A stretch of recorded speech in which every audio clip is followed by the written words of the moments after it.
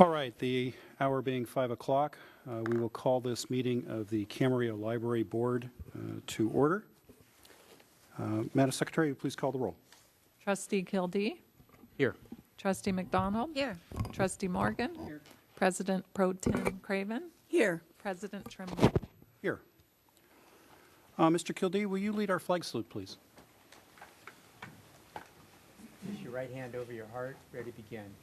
I pledge allegiance to the flag of the United States of America and to the republic for which it stands, one nation, under God, indivisible, with liberty and justice for all.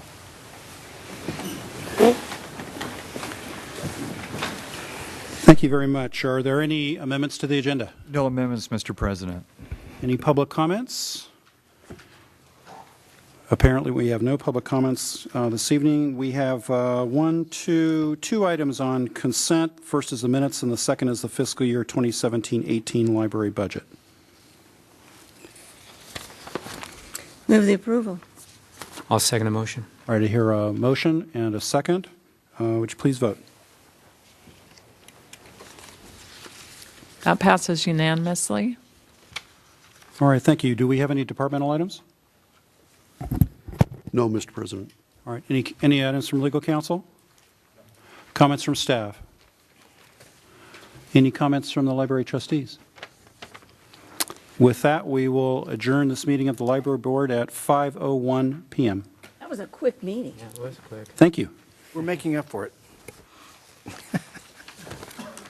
I'd like to call the regular, Camarillo Sanitary District meeting for June 28th to order, please. And let the record reflect that all the directors are present. Is there any amendments to this meeting? No amendments, Mr. Chair. Okay. Public comments for the CamSan District meeting? All right, that does get us down to item 3. It's a consent calendar. Move the approval. Second. There's a motion and a second. Any further discussion? Please vote.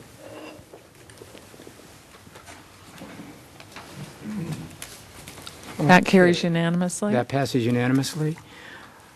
All right, departmental, do we want to take that up now, the resolution setting forth the compensation classification, or do we want to wait till that with the city council at the 7:30 part of it? No.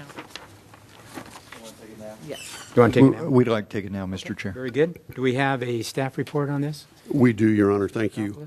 The item before you is our annual resolution setting forth the compensation, classification, and benefits program and approving a statement of understanding for our sanitary district employees effective July 1, 2017. This resolution sets forth the compensation, classification, and benefits program for the fiscal year 2017-2018. Salary bands are proposed to be increased by an overall average of 2% effective on July 1. And as you know, individual employee increases are subject to review of the employee's performance on their anniversary date during the fiscal year. The proposed benefit structure remains unchanged from last fiscal year, with the exception of increasing on-call pay from $1.25 per hour to $1.50 per hour. And as you know, on-call pay is compensation paid to employees that are required to be on call for emergency work during normal off-duty hours. The proposed changes have been budgeted in the fiscal year 2017-2018 budget, and the statement of understanding, table of salary bands per job class and position title, as well as the summary of benefits, are attached as Exhibits A through C in your packets. This info will also be available on our website if approved, and we're here to answer any questions. Any questions of staff at this time? Ready? No? All right. As there's no question, is there a motion is in order then? I move to adopt a CSD resolution setting the compensation, classification, and benefits program and approving a statement of understanding for the terms and conditions of employment for sanitary district employees effective July 1st, 2017. I'll second that. There's a motion and a second. Hearing no further discussion, please vote. All right, that passes unanimously. Any comments from the staff tonight? No? Any comments from board members? No?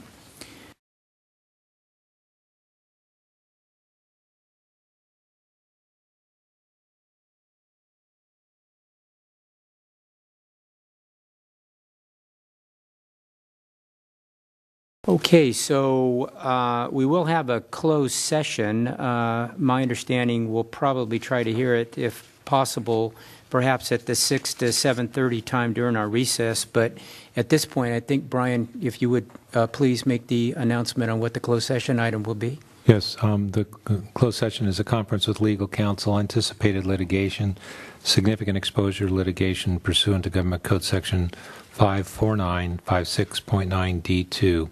The number of potential cases is 1. Okay, so with that, we're going to be in recess till at least 7:30. We do have 2 public hearing items and 1 departmental item. So with that, we're in recess.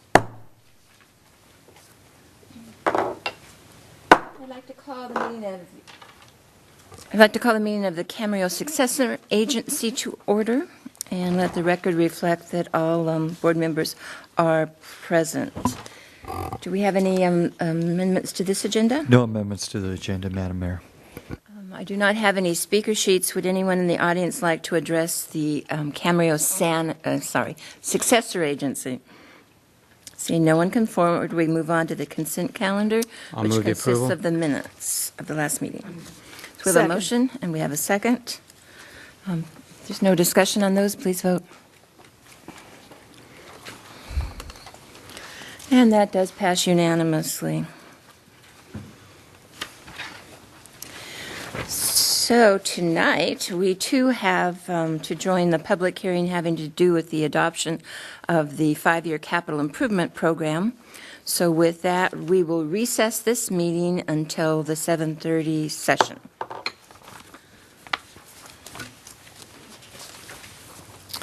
And with that, I'd like to call the meeting of Camarillo City Council to order, and let the record reflect that all council members are present. Do we have any amendments to the agenda? No amendments, Madam Mayor. Anything from council members? Nothing on the consent? Oh, I have one thing. If you You want to pull them out or just ask I just questions? have a, it's Okay, just well, a wait till kind we of get there. Somewhat of a minor question. Okay. And then you have to pull something, or? I have 2 items on which I have to recuse myself. Okay. One is item B on disbursements. B as in We boy. have one or more clients of our firm that are listed Okay. on the payee schedule.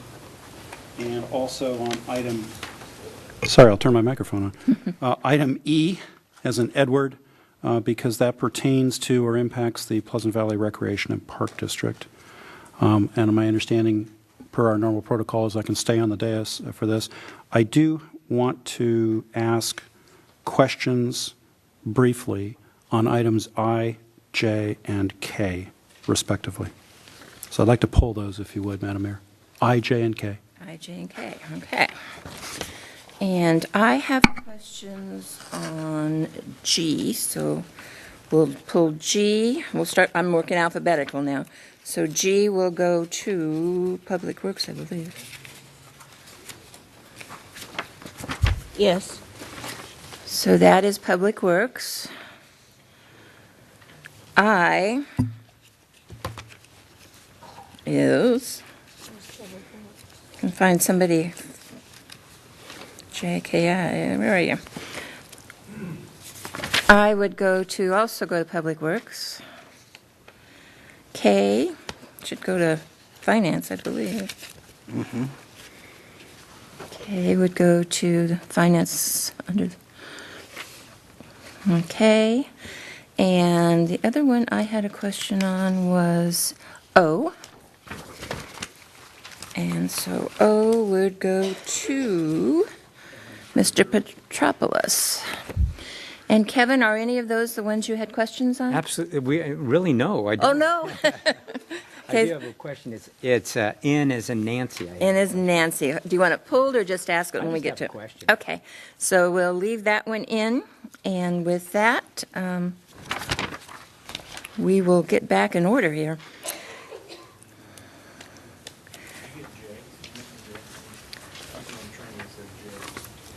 Oh, Mr. Tremblay said J. I thought he said K. J and K. Oh. Okay, so that is Public Works as well. Sorry. Okay, I don't know what's left there, but we'll go through that. So, the next item on the agenda would be the consent calendar, which we will vote on item A, C, D, F, H, L, M, N.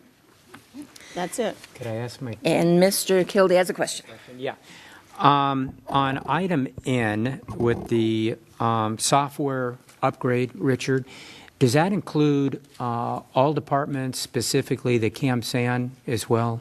The upgrades Yes, it pertinent to does. that as well? Yes, it does, Your Honor. And basically, this is an annual maintenance that covers all the modules that the city uses in our enterprise resource software. And it includes the upgrades that are done on a quarterly basis and then a major upgrade once every year to keep us current. And that includes the CAMSAN as well, if I heard you correctly? Yes, it does. Okay. That was my question. Okay, Your so, Honor? oh, yes. I move to adopt the consent calendar with the exception of B, E, G, I, J, K, and O. I'll second the motion. We have a motion and a second. There are no further All of discussion which on are those items. all of which are being moved to other places on the Well, agenda. I think two of them Mr. Trimley just can't vote on, but we can vote on those separately, which was B and E, right? You're right. Okay, let me rephrase it. You want to put it with yours? Okay. With the exception of I, J, K, G, and O. Okay. And will the second agree to that? Yes. Change? Okay. With that, any questions or comments on the items left in the consent calendar? If not, please vote. You're so noted that Mr. Trimley is not voting on item B or on item E. Okay, so with that, we That move motion to That City motion. Council. And under City Council tonight, we have a couple of policies.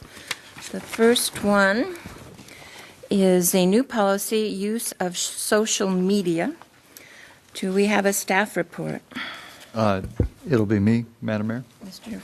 Norman? Oh, yes, please. Thank you. On February 8th, the City Council adopted a goal to increase effective communication with the community with the objective of implementing the use of social media. On May 30th and June 2nd, the Policy Committee drafted a proposed policy on the use of social media, and on June 14th, a study session was held, and the City Council requested the proposed policy come before this body for adoption.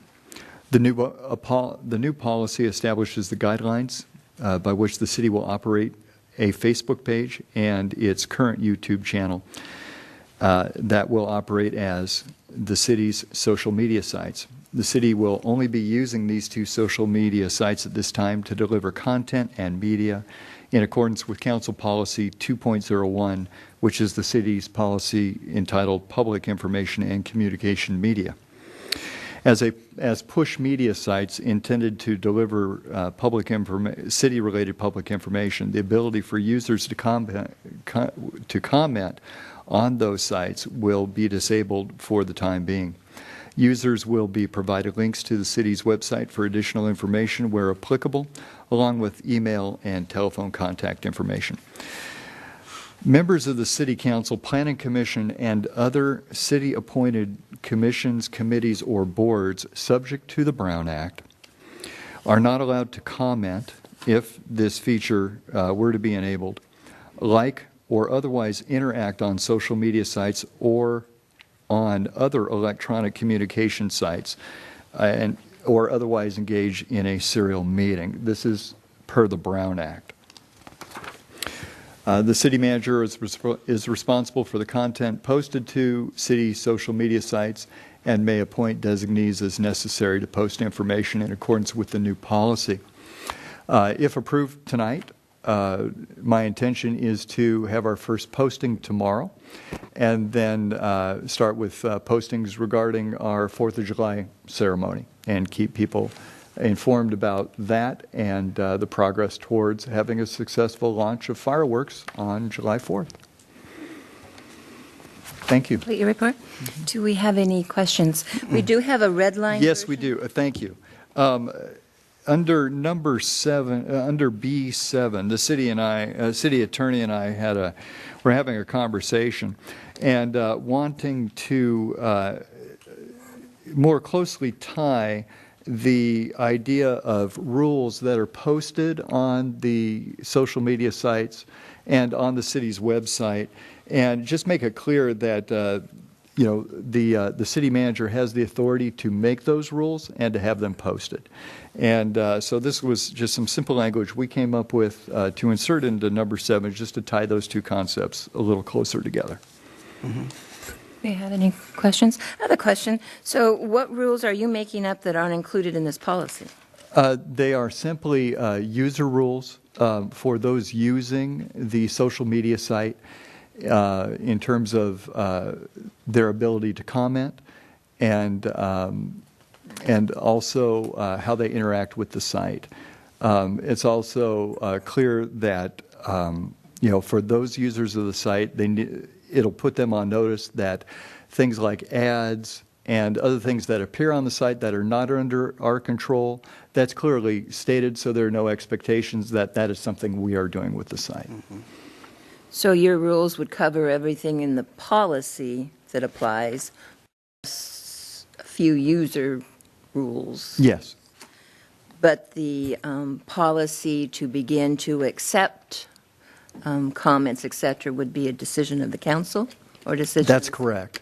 That's correct. As I stated earlier, the ability to post comments will be disabled.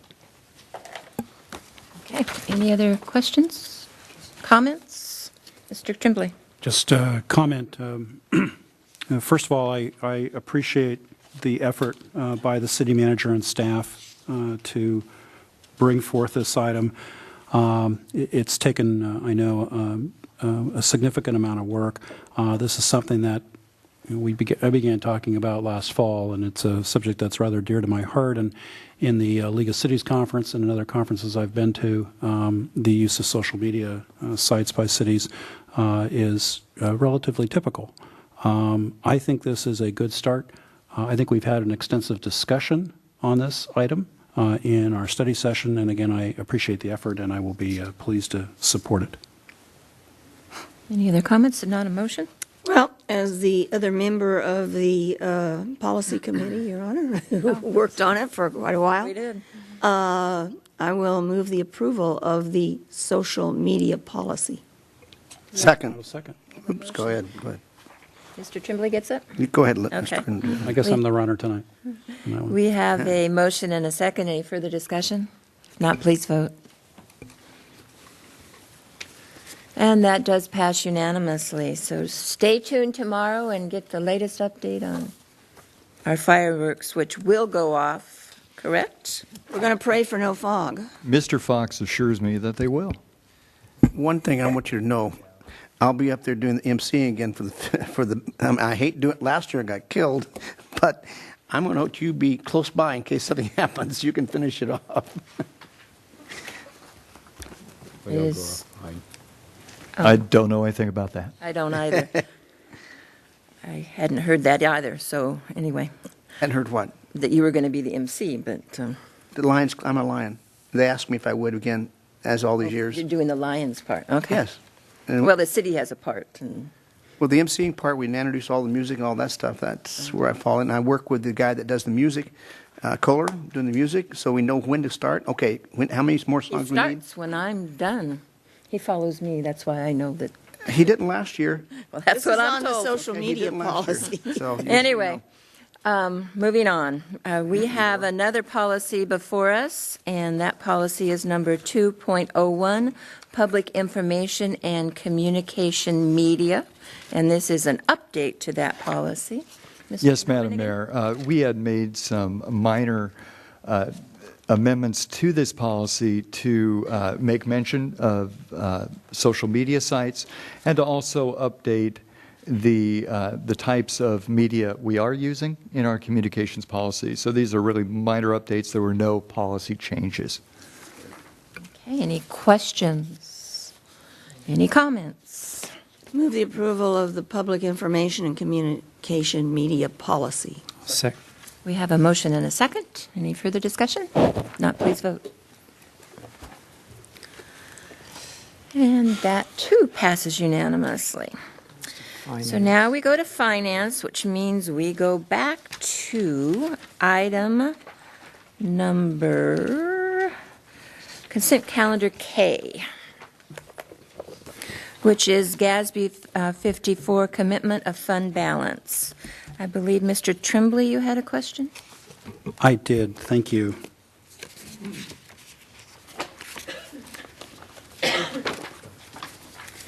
And I'm trying to find it in my book, so hold on just a second. Want me to ask mine while you're looking for yours? Thank you, Madam Mayor, that'd be great. I had a question on the $5 million to the CalPERS rate stabilization. That is simply a budget holder. We haven't determined how we're going to go about that. That's correct, Madam Mayor. You there yet? I'm there. Okay. Yeah, thank you. On the staff report, it indicates, first of all, just two questions. One is, this is something that the city is doing pursuant to a requirement of GASB 54, correct? That's correct, and the city also has a city policy 3.10 that it adopted in compliance with GASB 54. Right, and just so I make sure that folks understand, in the staff report, the city's general fund balance is projected to be $55.1 million as of tomorrow, or the next day, actually, June 30. But the commitment is for $46.85 million. That's correct. Which leaves an $8.2 million uncommitted. Could you describe? I don't want anybody to think that that $8.2 million is disappearing. No, it's just categorized as unassigned fund balance. So if there's an additional appropriation that the city might want to make during the year, let's say, and that is your unassigned fund balance, then you would allocate funds from that category. And that answers my question. Is that what we used to call uncommitted? Yes. Yes. Yes, Changed yeah, it. it's uncommitted. Sure. Yeah. Great example, the year we had the mudslide in Camp Exactly. Springs. We had the money to go out and take care of what needed to be done. I just wanted everybody to know that it's still there, in case anybody did the math. I'll move the approval of item K on consent Second. calendar. We have a motion and a second. Any further discussion? Not, please vote. Make sure you send that same one. And that does pass unanimously. So, Public Works, you thought you were getting off easy. So we start with item G, as in George. And I believe that was my question. Yep. I have one on it. Oh, well, go ahead while I get there, if you're already there. Well, my question was really a comment. I would like to have a really good report telling us exactly how much we've done. Not now, but sometime soon. And we have another water conservation. I always got them mixed up, but one is paid for by developers. And I'd like to know exactly how successful that one was. Or is on an ongoing basis, but I always like to know what the past year did. Well, I'll ask my question because it goes to the next step.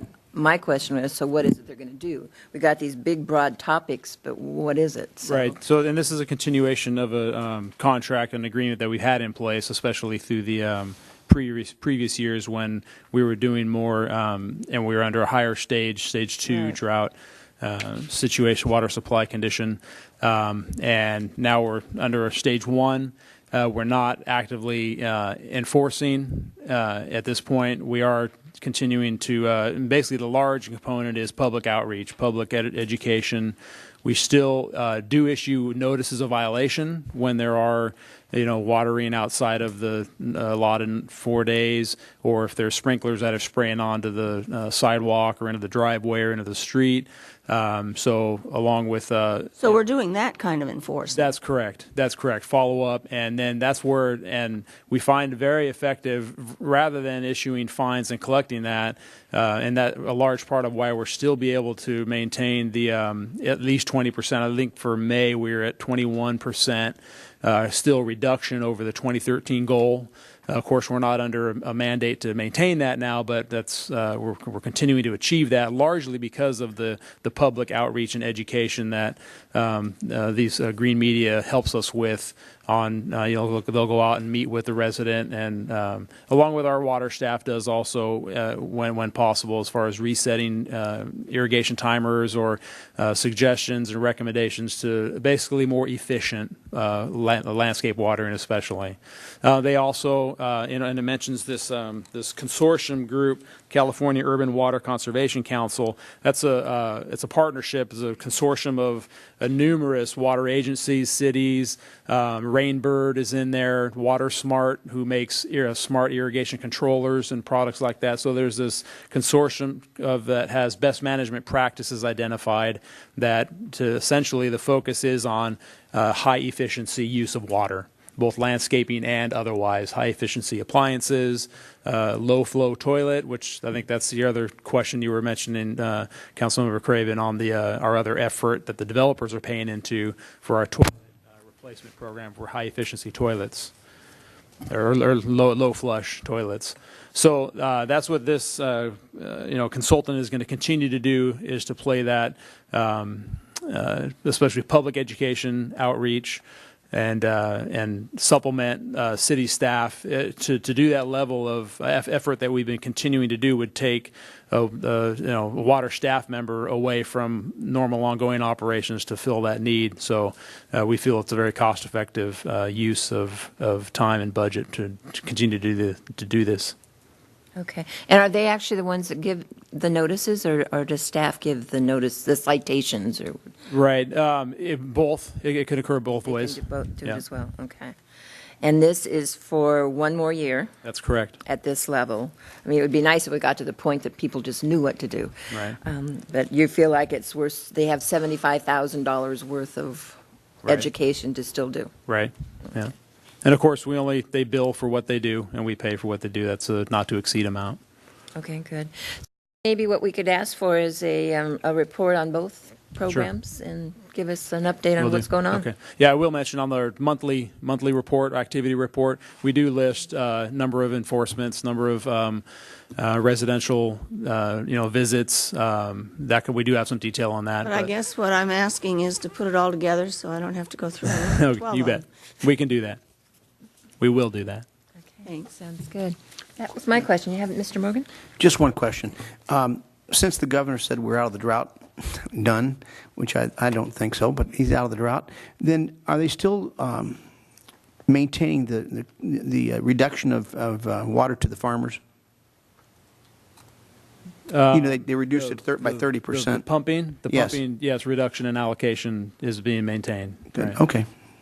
And as of today, there were no more changes. It's going to stay the same with Emergency Ordinance E.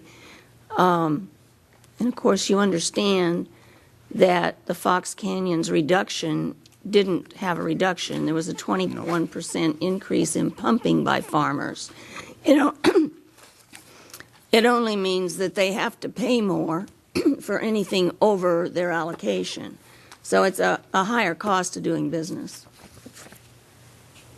All of the cities actually reduced. Okay. Do we have a motion on this item? Move the approval. I'll second it. We have a motion and a second. Please vote. And that does pass unanimously. The next item under Public Works is item I. I believe that was Mr. Tremblay.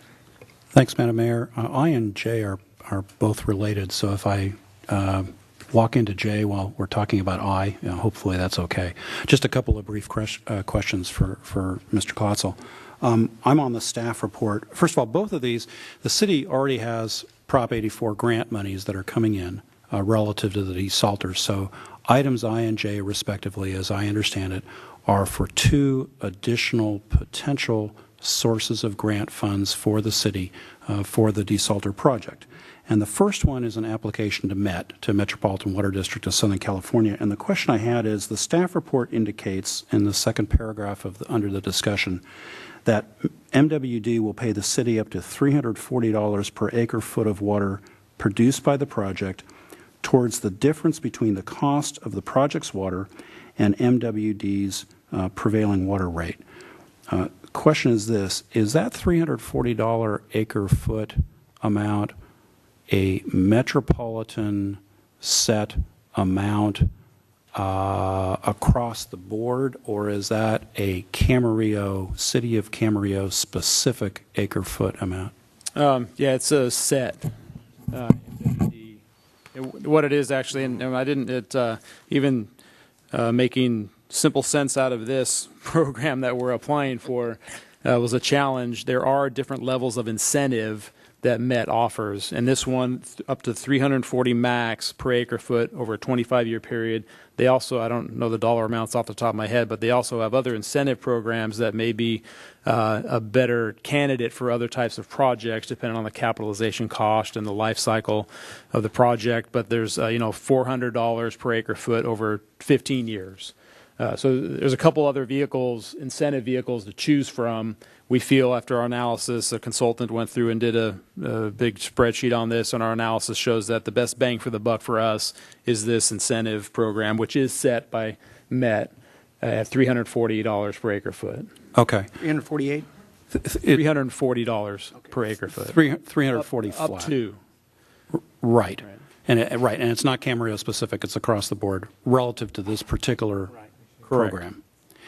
The second question, may I continue? The second question, and it also relates to item J, which is going to be which is an item pertaining to authorizing staff to prepare or submit, I guess, the feasibility study to the U.S. Bureau of Reclamation for potential funding.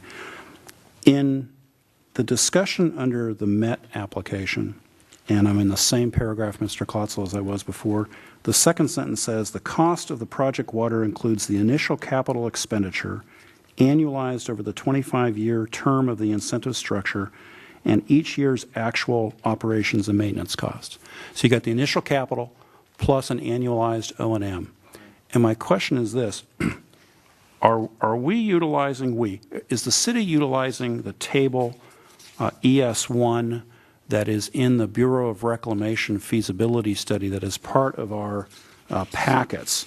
And that table ES1 indicates the Phase 1 life cycle costs for the desalter project. In other words, it gives an annualized capital cost in one column and an O&M cost in the other. Are we using the same sets of numbers in both the MET as well as the Bureau of Reclamation feasibility study application? Yeah, our consultant put those detailed numbers together, and I mean, my best understanding is yes. Our same consultant that's helping us out with the desalter project put this information together. Okay, I'm not necessarily concerned. I just want to be sure that from a consistency standpoint, particularly since we lay it all out in this feasibility study to be provided to the Bureau of Reclamation on what those initial capital expenditures and annualized O&M are, that we remain consistent throughout. Yeah. Yeah, and I guess the efforts are, the feasibility study is exactly that. It's a feasibility level estimated costs and all those calculations put into that. As I mentioned for the MET program, is it's going to be year-to-year actual on the operations and maintenance. So those, there may be a little bit of differential in those numbers, compared to the actuals in future years as to today's estimated that's in the feasibility study. But, we're talking the same project, so the same estimated numbers are being used at this time from both efforts. Right. Well, that wouldn't be atypical. I mean, that would be a pretty standard protocol to use. Okay, so, Madam Mayor, I kind of covered both I and J, but that answers my questions as to both. Very good. Motion. Any other questions? A motion? I'll move that we approve item I on the consent calendar. Second. We have a motion and a second to approve item I on this consent calendar. Please vote. And that does pass unanimously. Actually, we probably need a motion on item J as well. Yep. Second. We have a motion and a second on item J. Please vote. And that also passes unanimously. We would next go to administrative services, but while we're in the consent calendar, let's finish that off and go to item O. That is administrative. Oh, But it has items, but I figured since we're in the consent calendar. And I believe that was my, that was my item I pulled out. And my question is, can you just explain to us a little bit about how we got to spend the amount that we're now spending? We're now authorizing another $73,000. you were going to go on, weren't you? I was. Over and above what we had already budgeted, so now we're up to almost $850,000. I don't remember that dollar amount when we started all of this. Your Honor, that amount was included in the original engineer's estimates. And as you may recall, when it was originally bid, we received no bids for the audio-visual or signage. So we went back out and checked with a couple of our vendors. There was no response. And so Mr. Kowit arranged for the audio-visual as a change order. And the actual cost of that is about between $3,000 and $4,000 more than the original engineer's estimates for the project. And we are not requesting an additional appropriation at this time. So going back to when we first talked about this and we estimated what it would cost, what was that conversation? I'm not fully understanding. When we first decided to do the project, because we're not building a new building, all we're doing is converting Correct. interior space. Do you remember what the estimate was before we went out to bid, but just the estimate that helped us make the decision to go forward? I do not off the top of my head, I'm sorry, but as you know, it did come in higher Right. than what the engineer estimates were, and we brought that back to you previously to be awarded in the original bid amount to Kowit. Okay, so you're telling me what my mind is telling me is higher is only $4,000 more than what the bid was. Just on the audio-visual And I'm pretty sure portion. it's more than 100,000 plus of what we originally talked about, but I don't remember that number off. And I'm sorry, I don't have that off the top of my head. Would you mind getting that for me? I can do Or that. maybe Jeffrey can pull it out of the minutes. Sure. Okay, that was my question. Anyone else have a question on this item? move the approval. Second. We have a motion and a second. This is voting on item O of the consent calendar. Please vote. And that does pass unanimous. So now we go to administrative services. I went too far. And they do have an item, and it is a resolution setting forth the compensation classification and benefit program and approving a statement of understanding for city employees effective July the 1st, 2017. Thank you, Your Honor. And this will sound very similar to our last item for the sanitary district. As you say, the item before you is our annual resolution setting forth the compensation, classification, and benefits program and approving a statement of understanding for city employees effective July 1, 2017. This resolution sets forth the compensation, classification, and benefits program for the fiscal year 2017-2018. Salary bands are proposed to be increased by an overall average of 2% effective on July 1. And as you know, individual employee increases are subject to the review of the employee's performance on their anniversary date during the fiscal year. The proposed benefit structure, again, remains unchanged from last fiscal year, with the exception of increasing on-call pay from $1.25 per hour to $1.50 per hour. The proposed changes have been budgeted in the fiscal year 2017-2018 budget, and the statement of understanding, table of salary bands per job class and position title, as well as a summary of benefits, are attached as Exhibits A through C in your packets. And once again, we're here to answer any questions. Thank you. Do we have any questions on this item? Seeing no questions, do we have a motion? Your Honor, I'll move that we adopt a resolution setting the compensation classification and benefits program and approving a statement of understanding for the terms and conditions for the employment of the city employees effective July 1st, 2017. Second. We have a motion and a second. Any further discussion? Please vote. And that passes unanimously. Okay. We now are at 5:40. We have public hearings at 7:30. We have departmental items, but I'm assuming we want to do all those at 7:30 and take care of our closed session items. I guess I'm asking a question of the city manager. Or you want us to keep moving forward? Let's keep moving. Okay. Then with that, we go back to departmental items. I thought those were always at 7:30 because we started departmental items because those were items that were of general interest to the public. I would agree, considering what they are tonight, that I would think that would be a good suggestion. I think that the departmental items we have never, ever done, since we first started having departmental items, we've never had them in the 5 o'clock session. Madam Mayor, But I think considering them, they'd be a good idea. we could read the closed session and then take the city manager, city attorney, and city council reports. Okay, we can do that. So let's have the city attorney announce the closed session items in case we go too long with our comments. Yes, we have two closed session items. One is a conference with real property negotiator. The authority is Government Code Section 54956.8. The property is identified in the agenda by assessor parcel number. The agency negotiators are listed in the agenda as well. The negotiating parties, Oxnard Union High School District, under negotiation, price, and terms of payment. Our other closed session is a conference with legal counsel, anticipated litigation, significant exposure to litigation pursuant to Government Code Section 54956.9D2. Number of potential cases is 1. Thank you very much. So in the 15 minutes that we have left, let's go to informational items. Do we have any items from the city manager? Yes, Madam Mayor.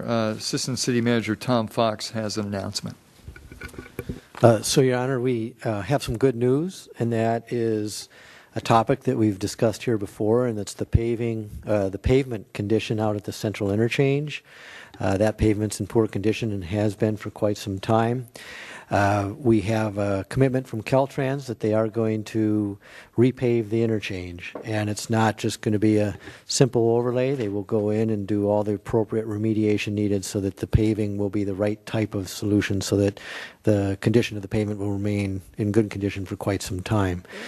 Of course, with a paving project in a very confined area with a narrow bridge like that, it's a challenge to be able to make that happen. And the project is scheduled to begin, it'll be over 2 days, July 10th and 11th. That's a Monday and a Tuesday. The interchange will have to be closed during the day while the paving is occurring. The ability to try and move traffic through a project like that is very difficult, so it goes a lot faster if they can just close the interchange and the ramps. They will each day wait till after the morning rush hour and then close the bridge, and then have the operation or the maintenance completed as far as they can get for the day so that they can reopen before the evening rush hour. The city and Caltrans, city staff and Caltrans staff will be working together to get a community outreach with information to make sure everybody's aware of the interchange closure. Caltrans will be putting out the multiple message signs the Wednesday before so that people driving through that area will have notice of the closure. They will have a news release. They will provide all the advanced signing up and down the freeway and throughout the region. We will assist by reaching out to our residential and business contacts in the area to let them know as well that this closure is occurring. When a street closes in Camarillo that the city owns, you do have a policy that requires that you approve the closure. But in this case, because the area being closed is within the Caltrans jurisdiction, there is no action you have to take. This is just informational. But again, good news. It's something we've been waiting for quite a while, and we're appreciative that Caltrans has been able to add this to a paving program they have in the area and be able to expedite this to have it finished before the end of the summer. Your Thank Honor, you. I have a question. If they're going to put that July 10th is a Monday, they're going to put the signs out warning people the Wednesday before. So if people go every Monday but don't go Tuesday, Wednesday, Thursday, Friday, they won't see the warning sign and won't add additional time to their schedule. Is there any way to get the advanced warning signs out on Monday the 3rd? We'll make that request. We don't, obviously it's a Caltrans operation. Well, I so understand we'll that. certainly make the request. But a lot of times there are people who only go someplace once a week. Yeah. And it does take extra time to go all the way down to, or wherever. It's a ways around, Go too. around. Correct. We'll make the request. I suspect the reason they picked Monday or Wednesday is because of Monday and then Tuesday being a holiday the week before, that they're probably anticipating travel patterns might be a little bit off. And I think they do expect that most of the travel is somewhat routine travel in that area. But we'll ask them to do their best to start the Monday before. It's a good comment. The most important thing is to put the warning sign down far enough that you can get off before you pass it. In other words, do it ahead of time so you know if you're going to get off on Central, don't do that, get off on Las Posas. Or No, Well, no, and no, from, no. Yeah, Not I'm from sure you Rice. do. The other Well, going street- the other way, but that's the other way. So But you don't want to get stuck past it. you guys have been through this enough. We can just give you the plan to put together. I think Absolutely. We drive it enough, your too. comments are all good. And actually, there's two levels of information that'll go out. The information the week before will be right at the interchange because we're trying to target the audience that would be impacted by the interchange being closed. As they get ready to close the interchange, they will have advanced signing in advance of the upstream and downstream interchanges, for example, advising people to use that interchange because the next one's closed. So they are addressing it at both levels. Thank you. Thank you.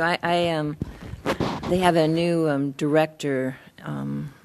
She's been there a year or so. I will thank her personally at VCTC on the 8th. But she's been certainly good to work with. We've had 3 or 4 meetings, and her and her staff, we're making progress. Could you Got in and out opened, and now we're paving Central. And then they're also, we're open to talking about doing signals there if we needed. So that was another positive step forward. Your Honor, Mr. Morgan? what brought it to that, the new lady that's been there about a year, this tension was Ms. Wong. Ms. Wong talked with me for a long time, and she took it straight to her to start talking with us. And I think that we need to thank her especially. We'll do that as well. Okay. Anything else? Oh, one more thing real quick. Just a minute. One more thing. One of the things that we have traffic jam on is not our traffic. In the afternoons, it's the traffic going to Oxnard, Santa Paula, and those places. Do you think with that closed, do you think there'll be more people taking Rice Road and going that direction? So therefore, I think Oxnard might be notified of this too? Yeah, again, there could be certainly during the closure, there will be a diversion of traffic, although, again, they are trying to avoid the rush hours, the peak hours, so it'll be more during the middle of the day when there isn't as much traffic that would be diverted, and they will have the information posted at the other interchanges as well, so it will provide some guidance, but it's a good comment. We can ask them if they would at least notify Oxnard as part of their news release. Yeah. And the next interchange, you said at the next interchange, that's Del Norte. It doesn't go anyplace. No, it's So it would have Rice to be Road. Rice. Yeah, the next logical interchange to divert traffic. If you're turning right. Okay. We're done. Anything else from staff? City Attorney. I have no comments. Great. City Council. Let's start with Mr. Morgan tonight. Tonight's going to be easy because I've had a little problem with my eye for the past week and a half that I'll have an operation on hopefully next 2 days. But I went to one thing, and that was a learning tree. What was it called? Learning ribbon cutting. You and I both went, Your Honor. Enlightened Learning over at Leisure Village, in the shopping center next to Leisure Village. And a lot of young kids there, and again, that's what it's for, to help educate children. That's it, Your Honor. Program. Thank you. Mr. Tremblay. Thank you, Madam Mayor. Since our last regular meeting, I attended the June 15th meeting of EDCVC. Of course, we had the June 21 special meeting of council, and then the June 23 investment committee meeting with Mr. Kildee. And that's all I have to report. Thank you very much. Mr. Kildee? Yes, since our last meeting, I attended a VRSD meeting and also the investment committee meeting with Mr. Tremblay. That's all I have. Thank you. Mrs. Craven? Since our last meeting, well, actually, I hadn't attended anything until last Wednesday when I attended the special meeting, but you'll be happy to know that after that meeting, with an early morning, that evening I attended harassment training in Calabasas. And so now they called it harassment training, so I guess now I know how to harass people. Required by law. And all of you had attended the one put on by our city attorney's office or by somebody here while I was out of the country in May. I attended 2 Fox Canyon Groundwater Management Agency meetings, one last Friday and one today. And I've already made the report on the one today, which I think affects and in the future will affect the municipalities. One of the big stumbling blocks in trying to get pumping allocations and get a plan for the Oxnard Plain, such as the one they think they have for the Las Posas Basin, is the allocation of water between farmers or agriculture and municipalities. And the city's position is that they already reduced and the farmers couldn't. And one reason the farmers couldn't is because there wasn't any surface water, there wasn't any rain. The surface water not only is rain, but it comes from Lake Piru, and the quagga mussel has been discovered in there, so they're not releasing that, or at least it's not going into the TPT, The pumping trough pipeline. Exactly. Yeah, there you go. And so the farmers can't use that water, couldn't use that water either. But at any rate, they would like future allocations to be based on what's happened the last 2 years with their increased pumping while we had decreased pumping. So the cities, of course, would like to go back to the normal situation before all of the drought and everything to determine. So it could very well affect how much water we will get in the future, and we'll see. Today, it was booted down the road again, and so that will be discussed again in December. Although there is, and I asked, are we still having the special meeting? There's a special meeting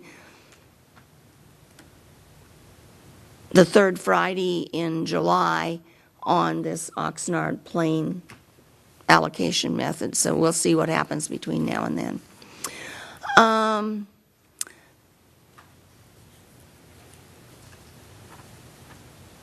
want to wish everybody a happy, safe 4th of July and ask them to drive carefully and to call for, we have lots of taxis in town now and other methods of, if they're drinking, please call somebody to come and get you. And I'm hoping for no fog on the 4th of July because I want to see all these wonderful fireworks. And I do remember when we were, they went off, but we were fogged out, so to speak. Maybe something after last year. At our last meeting, not the last regular meeting, we heard a lot of talk about traffic and safety measures at Rancho Rosal School. And I would like to have staff come and take a good look at everything we have set up there, the crossing guard, see if the crossing guard and the crosswalk are in the appropriate place, and see if there's anything that can be done to make that situation better. I understand it's mainly in the morning and then in the afternoon again. The whole total isn't, but it is children, and I would like to see if staff can figure out if there's a better way to manage all that. And then the last thing I have is, since our last regular meeting, I accompanied my children's museum specialist on 2 visits to Trevor? to the Kids Space Museum. I mean, I want to go along. He drags me all over the place when we get there. And I have to tell you, in his estimate, we spent, usually museums are 2-hour places, and then he wants to go get a grilled cheese sandwich. After 5.5 hours, both times at this place, I had to drag him out and tell him that we were going to have terrible traffic on the way home, and it would take 2 hours to get home. I have some pictures if anybody's interested in seeing what it's really like. And in his estimation, this place is as good as the Boston Children's Museum. So, Good. anyway, that's what I've done since we met last. Someday we'll have our own. Maybe. I will start off with a comment I had also regarding the Rancho Rosal School. I had the same thing in mind. I'd also like to see if maybe what we need to do is add another crossing guard, if indeed that one crossing guard can't keep up with the 4 pieces going around in circles. So add that to that same thing. And speaking of the last meeting where we did hear so many comments, someone came up about 2 o'clock in the morning and showed on her iPhone that our website had posted that the appeal had already been denied. Did anybody research that to find out if indeed that had occurred, and if it had, why? Were we hacked by the Russians? No, I believe she was looking at the agenda report that was posted the Friday before, and it had the draft resolution, but there's no vote Which wasn't on it. signed. Which But wasn't how did it signed, say so no vote. that the appeal was denied? Because it wouldn't have been The denied. recommendation. The was to- recommended recommendation action only. was to adopt a resolution denying the That's all. appeal. Well, that's sure not what she saw or thinks she saw. But that's what the, Madam Mayor, may I comment? I went back and looked at that, and it was just the draft resolution. It was a form of resolution that is typical for most matters that are in front of the council. If the council had decided to grant the appeal, that resolution would not have been passed. It contained the findings that were necessary relative to a denial of the appeal, but it clearly was in draft form. That could be, so it wasn't so much it was because the suggested motion from staff was to deny it, therefore the resolution reflected denying it. Okay. So hopefully that makes sense to all of them. And I will pass that along. I have a couple of items. One, the 4th of July, we do want to make sure it goes off this year. Mr. Fox, you're in charge? Is that what I'm hearing? You won't let it Future down. depends on this. What I've said to people, well, I'll have to leave town if it doesn't. But they go off at 9 o'clock. They last for a half an hour. The doors of Camarillo High School, why don't you just give them all the facts? What time do they open? 4 o'clock?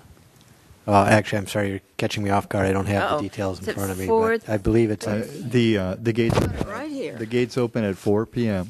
Okay. and fireworks at 9 p.m. And so there's entertainment, Lion Burgers. Everybody loves the Yes, Lion that's correct. Burgers. There is also free shuttle service, and people can go onto our website and get all the details, And as of tomorrow, they can go on Facebook. which Those will details direct them will to be the there. website. Oh, you're not, so it's just going to take them to the website. And I have 2 minutes, so I'm going to keep going here. I have one request. Public Works.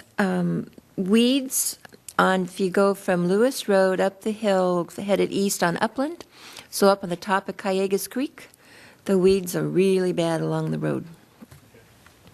Really bad and dry.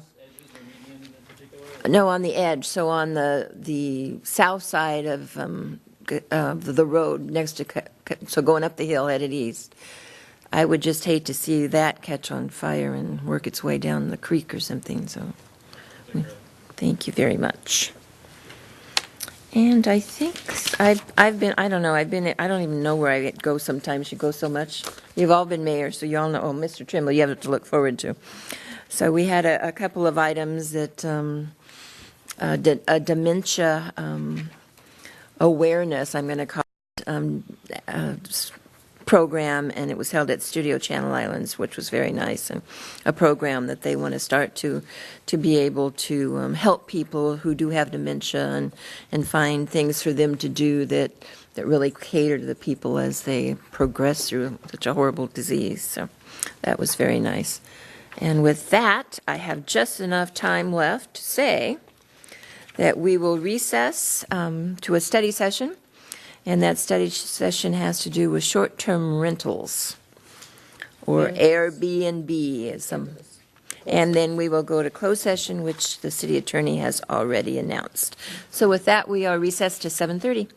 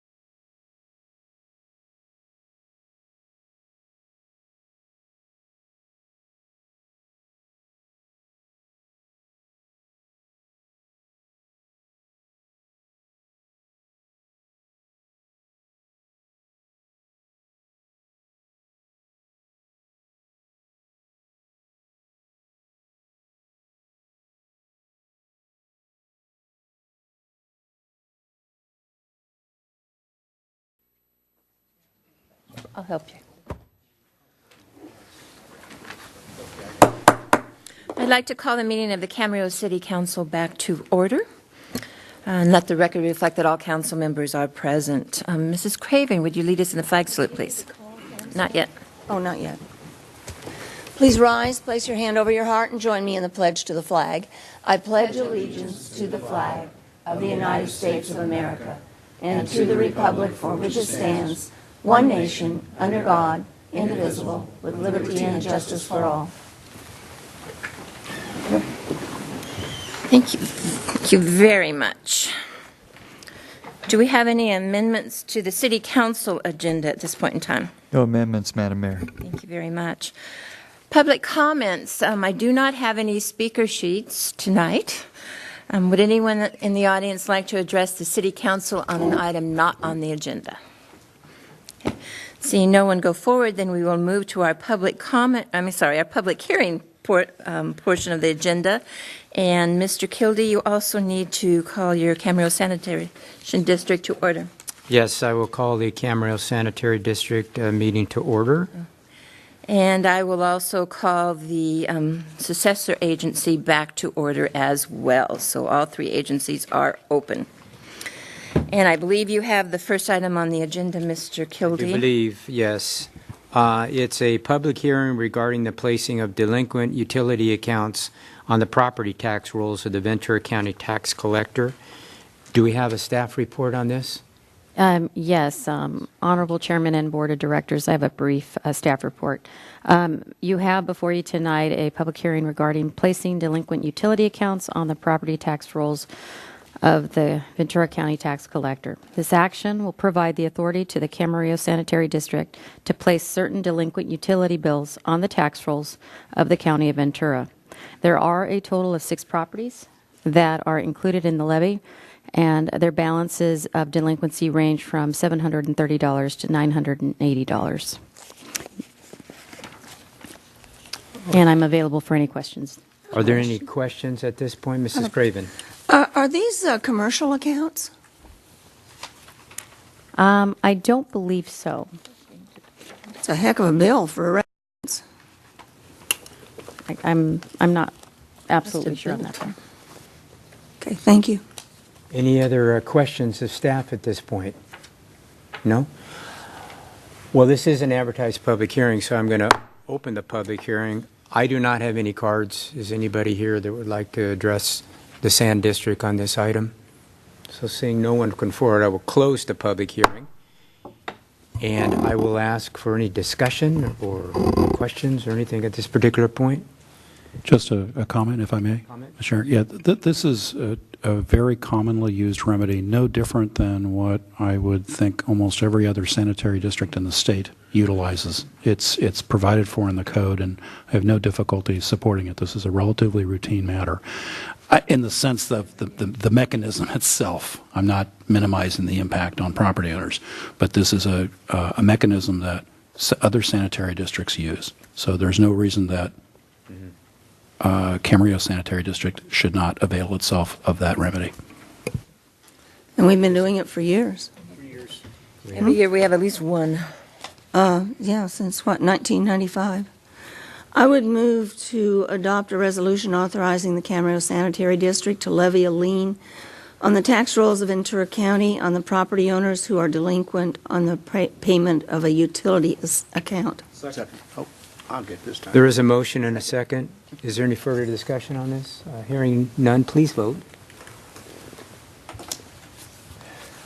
All right, that passes 5-0. Okay, we're going back now, and now we're going to discuss the a resolution adopting the 5-year capital improvement program, and this will be a joint hearing with the City Council, the Camarillo Sanitary District, and the Camarillo Successor Agency, and all meetings are open. So. Okay. Mayor and Council, my name is Ken Matsuoka with Public Works. Tonight we'll be talking about the 5-year capital improvement program. Just a summary of our presentation tonight. We'll go over the CIP process. We'll go over the updates to the CIP since the CIP study session and the budget study session, and we'll have some time for questions at the end. The preparation of the CIP document is a many-month-long process, and we presented the CIP to the Council at a study session in April of this year. We also presented the CIP to the Planning Commission for a general plan conformity review in May 2017. The budget study session in early June was another time when the CIP budget was discussed. Tonight, we're here to discuss adoption of the 5-year CIP. We have a few changes to the CIP document since it was last discussed.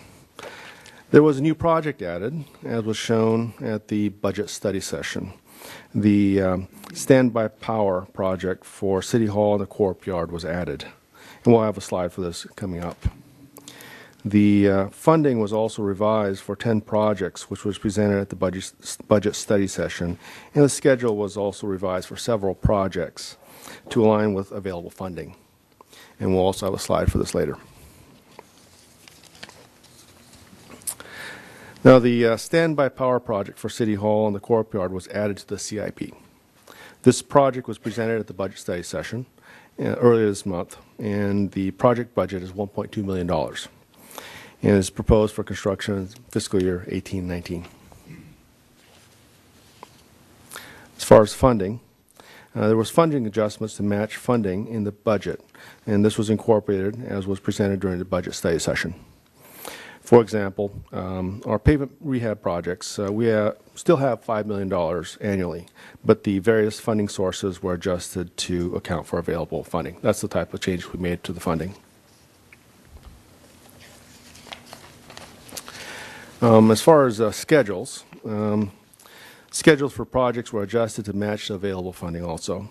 These changes were like the 101 northbound auxiliary lanes project. The preliminary design was moved from year 3 to year 1 to move portions of the project forward sooner. The Dawson Drive Underground project, construction was moved from year 3 to year 5 to account for funding availability. And on the ramp and bike trail improvements project, construction was moved from year 1 to year 2 to account for availability of funds. We have some time for questions now, if you have any. Great. Thank you very much. Do we have questions? And this would cover all 3 agencies, right? Oops. Time's up. I lost the clock. I have one. Oh, you have some? No, go ahead. I'll follow you. Well, that's okay. I just have a question. City Council under redevelopment, and it's the fire station. Can you remind me why we have in year 17-18 construction in the amount of $480,000? I think that's just a placeholder at this point. We don't know what's going to happen with the fire station at this point, so we've just left it as a placeholder. So it's in case we didn't go through the That is negotiations we're going through. Okay. Not that we plan to do something. No. Okay, gotcha. That was mine. Mr. Morgan? Just one. Let's discuss the northbound auxiliary lanes again. We have nothing yet that shows a plan for those auxiliary lanes. We do not have anything yet. Right. It's just a concept. And the idea that some of these maybe, who knows, come to us in the future through, passage of what was that bill they passed? So what gives us more money back here, but you pay more gas tax? We may have some of that kind of money coming from maybe VCTC to improve that northbound lane, auxiliary lanes. Are those taken in consideration? Well, what we would do is we'd try to get the design completed as early as possible so we would be able to compete for construction funding with grants. That's what we're trying to do. We're trying to set everything up in a concept and so we can actually show people what we have in mind and come up with cost estimates, that sort of thing. Right now, we have nothing to show people as far as what could work, what the concept is. I can't wait to see it myself. Go ahead. If I could just add on to that, we are in communication and actually have a meeting set up soon for the initial stages of talking about these auxiliary lanes with Caltrans. It'll have to go obviously through the process of Caltrans project review, eventually permitting and construction. The detail sheet on the CIP project does reflect the initial efforts of $200,000 being funded through the Camarillo Corridor Fund, which is set up for those projects within the former redevelopment area that are using the bond proceeds, previous redevelopment bond proceeds that are identified to be able to be spent on capital projects. So that's some of the funding source there. The future finalization of design and then eventual construction right now is being programmed for our traffic mitigation fee program, which that is an identified project in our current traffic mitigation fee program. Okay. Any other questions? Mr. Tremblay? I have a couple of observations, just comments. Is this the right time for that? If there's no other questions, it is a public hearing. Do you want to wait till after the public hearing? Can we close? Okay. So no other questions. Do we need to open all 3 of the public hearings, or can I do it for all 3? You can open for all 3. Great, thank you. So there is a public hearing, a resolution adopting the 5-year capital improvement program for all 3, the city, Camarillo Sanitary District, and the Camarillo Successor Agency. So I will open the public hearing. I do not have any speaker sheets. Do you have any speaker sheets, Mr. Kilty? I do not. Would anyone in the audience like to address either of those agents, or any of those agencies? I guess there's 3. Okay, seeing no one come forward, I will close the public hearing. And now we'll go to comments. Mr. Tremblay. Just on a couple of the items, because first of all, we had a very extensive study session on this capital improvement plan, and we went through this 5-year CIP, and we went through an awful lot of discussion. But there are a couple things that, to me, are important to highlight in this. Aside from the 101 northbound auxiliary freeway lanes, which is part of the council's commitment, I think, in terms of meeting our goals and objectives for this year and going forward. But there were two other things that I'm particularly interested in. One is the fact that for our storm drainage program, and I am always concerned about what our compliance costs are for MPDS permits, municipal stormwater discharge. And because of that regulatory effort by the Regional Water Quality Control Board, in this CIP, we're looking at an expenditure in excess of $30 million on a 5-year go-forward basis, and that is an awful lot of money. So we need to make sure that people understand that we're not spending the money just to spend it, but because the city, in effect, must spend that in order to keep its MPDS permits from the regional board in compliance. This is not something that we do voluntarily. The other thing is with respect to the water projects, and specifically with regard to the desalter project. And I'm referring to the funding summary and then the specific summary in the 5-year CIP for the regional desalter, and that is approximately $30 million. And part of the funding for that CIP is at least anticipated at this point.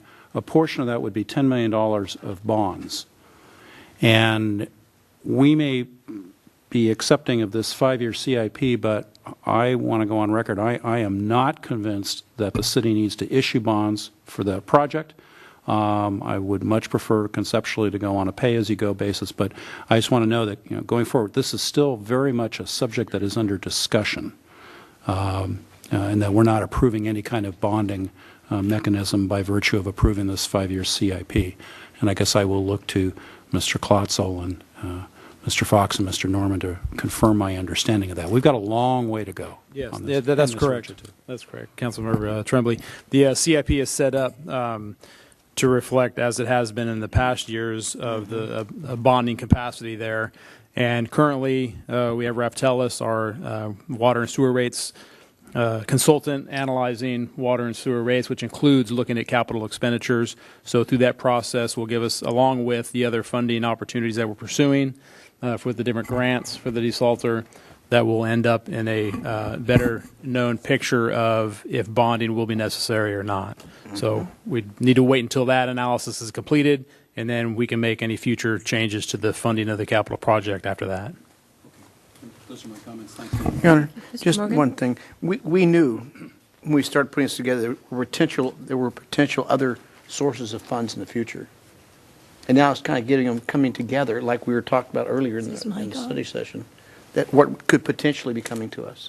So that could help lower those bonds you're talking about. Oh, no, I understand it. I think my problem is a philosophical problem with issuing debt in the first place relative to this project. I'm just not convinced that a debt issuance is going to be necessary. But that discussion, we don't have to have that tonight. That discussion is ahead of us, and appropriately so.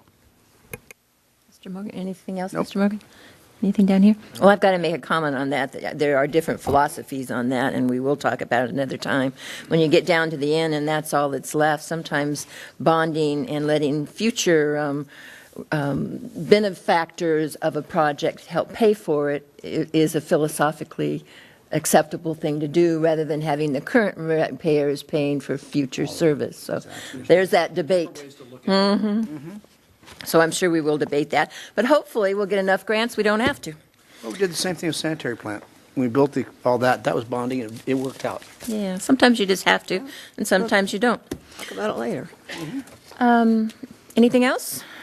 Okay, we have, do you want 3 separate motions, one separate motion, or one combined motion? There are three separate agencies, so I think you need to do three motions. Although I looked up in our policy and it says you can do them as one. I checked that. But I'm going to go with you, Mr. Perrick. I don't always, but tonight I will. You want to start, Mr. Kildee? Yes, is there a motion for the CAMSAN? I move the. I'm sorry. Go ahead, Mike. I move the approval. Is there a second? Second. Okay, I'm out. Gotta be quick. Did you get that, Jeffrey? Okay. Any further discussion? Hearing none, please vote. That passes unanimously. Thank you. Thank you very much. Then I will entertain a motion for the Camarillo Successor Agency. Move the approval of staff's recommendation. Okay, second. We have a motion and a second. Please vote. And that does pass unanimously. And for the City Council? Move to a resolution adopting the 5-year capital improvement program. I'll second. Oh, I'm sorry. Please vote. Ready? And that does pass unanimously.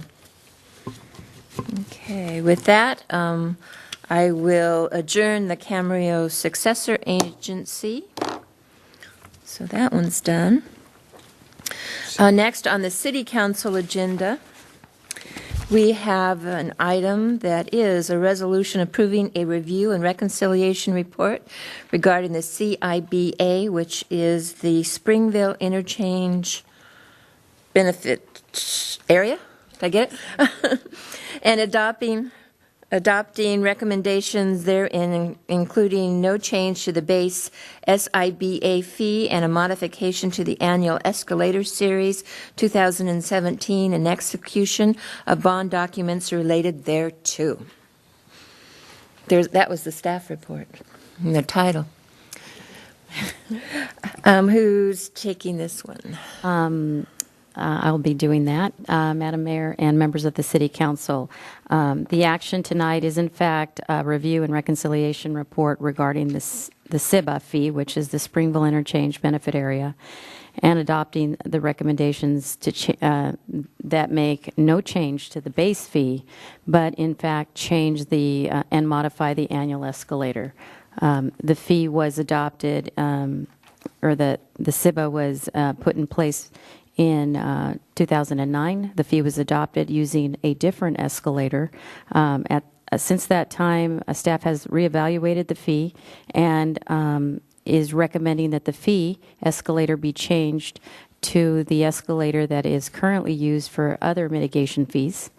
So Jeff Hamill, our consultant with Special District Financing and Administration, prepared the report attached to the resolution, which in fact and retroactively applies that escalator and calculates a new fee as of to date. That information is attached to the resolution in his report. Jeff is here tonight along with Marianne Goodkind, who provides the city with special financing legal services. She reviewed and also assisted in preparing these resolutions for your adoption and review this evening. Again, the fee was adopted to fund or reimburse the portion of the cost of the Springville Interchange project, equating to about $23 million. That was a portion of the project costs. And the fees are then applied to reimburse the city and for the funds to be used for other projects that they would have otherwise used that funding for initially. Available to answer any questions, as is Public Works Director Dave Klotzel. Thank you very much. Do we have questions? I have a question. Mr. Kildee. When will this take place? I mean, if in fact it does get approved, is there some time that we've got to implement this, or when will this take action on? I mean, not action, but when will it be in effect? Well, the fee becomes effective. In effect, it's retroactive. So we have collected some fees that we will be recalculating, and as a result, there will be some credits provided to some developers for fees that they paid, and we've now recalculated. So those credits would be applied to future payments of their fees. That's how they'll be reimbursed, is credit through Correct. future payments? Okay. That's correct. And if in fact this does get approved, is there like a timeline? Does it take time to go through this, or are you ready to get it all queued up and start it right away? Or? I believe the calculations have been done by Public Works already on those fees and those credits. That's correct. Any other questions? Mr. Tremblay. Just on the staff report, the use of the construction index, I just wanted to ask a question about this, because it seems to me it is a lower escalator model that's used. So going forward, it's a more reasonable, as the staff report indicates, it's a more reasonable escalator. Is that type of escalator index in these circumstances, I guess this is the question for the consultant, is that type of escalator index in this type of circumstance more typical than the use of the bond interest index, which the city has been previously using, just in the consultant's experience? Jeff Hamill's going to address that. Councilmember Tremblay, yes. In fact, with any of these development fee programs that are in place, typically you're going to use an index. In this case, it's the Engineering News Record Index, the Building Cost Index. There's Marshall and Swift. There's a number of these other indexes that are published monthly and publicly available, and this is one of them, and it's very typical of this type of program. As opposed to a bond interest index? Yes, correct. Yeah, usually it would be, for example, using the the Engineering News Record Index for something like this? Yes. Okay. That answers my question. Thank you. While you're there, don't go away. So why did we use the other one in the beginning, and why are we changing now? So just to explain that, because somebody sitting at home has no idea what we're talking about. Well, part of the reason is I think the circumstances surrounding the initial funding of the interchange involved some borrowing, and so the focus was putting together all of the pieces in 2009 to fund the total cost of the bridge facilities, and that included an expectation that there would be some borrowing involved on the part of the city, and so we wanted to make sure that we had an index that would cover those costs. Okay.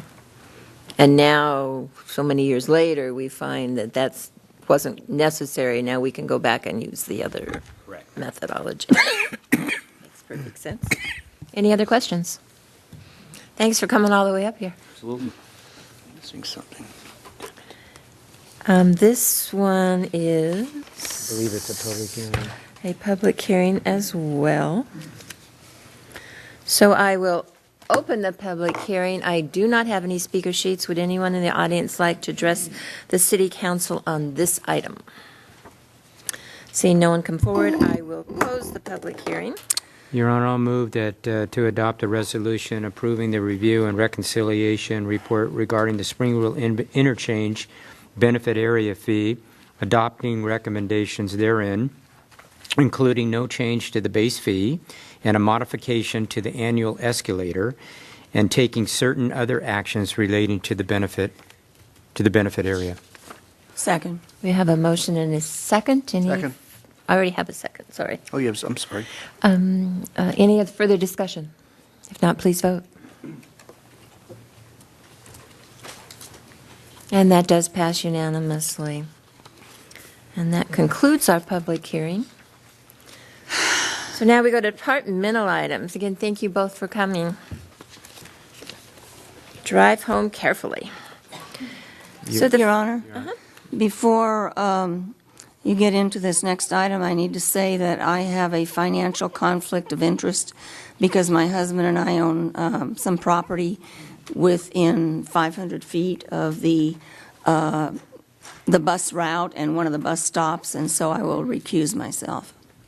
Let me announce what the item is so people know what it's the resolution adopting the 2017-18 trolley budget with authorizing certain amendments to the fiscal year 2016-17 trolley budget. And Mr. Kildee, you also have an issue? As well, I have an issue. I do lease property within 500 feet of a trolley stop, so I will have to recuse myself as well. Right, thank you. And just as we work through this, it's going to be an interesting night, but they're leaving the dais because they have a financial interest or conflict where sometimes you don't have a financial one and you don't have to leave. Am I correct? That's correct. So tonight will be a fun night here. Okay, so do we have a staff report? Yes, we do, Your Honor. So the figure on the screen shows our transit system, two major components. The shown in green is the ridership on a fiscal annual basis for our Dollar Ride program.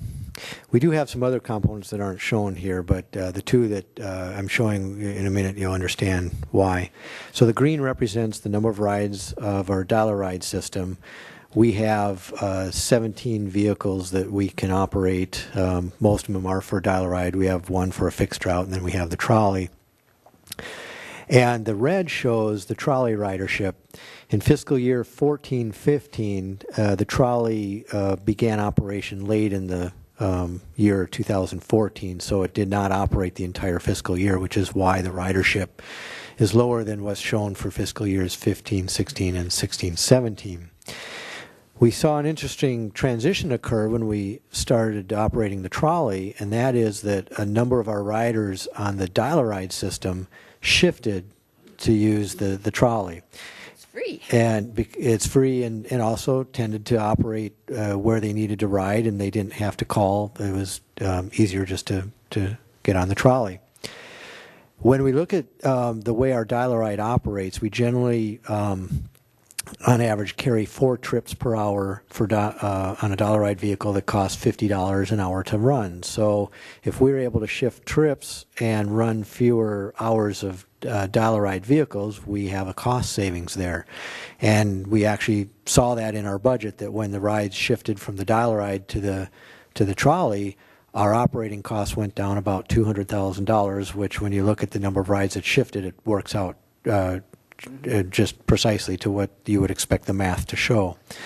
So we have a $200,000 savings on the Dollar Ride side, which we turn around, we can use that as that's generally about the operating cost to run the trolley. So I use this as an illustration to show that shift. Included in your packet is a table. This is a summary of that table. This doesn't include all the columns. There's a couple columns that the difference between the adopted budget and the recommended budget, but we show these columns just to be able to fit on the screen and to simplify the discussion. A couple points that I want to draw your attention to, and that is that on the line called other operating, we do have in our transit fund, typically we use Federal Transit Administration funds to pay for 50 to 60% of the operating costs, and then we make up the difference usually with general fund and maybe some other revenue sources such as air quality fees, and I'll talk about those. But in the case of the trolley, we also have some funds contributed from the community, both through the CSUCI, the university, and also through the business community.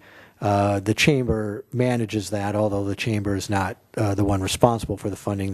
They really are a conduit to provide funding from the business community to this operation. The estimate was that we would get $50,000 this fiscal year from those community contributions. The business community has been able to raise some revenue primarily through advertising on the trolley. However, a number of shopping centers have not contributed as much as was hoped, and so there did come in $10,000 shorter than what was projected. And then for next year, we still show the $50,000. We're hopeful that we can continue to work to see if we can do better at getting the full contribution from the business community. But if not, it'll be something we'll consider at mid-year next year. Now, if we're receiving less from the community, one of the things that's shown in the table that I think you received a red folder item to update is that what I've shown in red here, The Air Quality Fund, when we do receive fees from development for air quality mitigation, we can use those for transit. If we don't receive those fees, then we use the general fund like we do for the rest of the transit fund. And in this case, we did not receive the air quality fees, so we're replacing that with the general fund. And there's enough general fund balance to cover the difference, but to make sure that the revenue and the expenditures balance, it actually would be $57,000 of general fund shown in the table to show that balance. So I just draw that attention, and that was reflected in the red folder item that you received.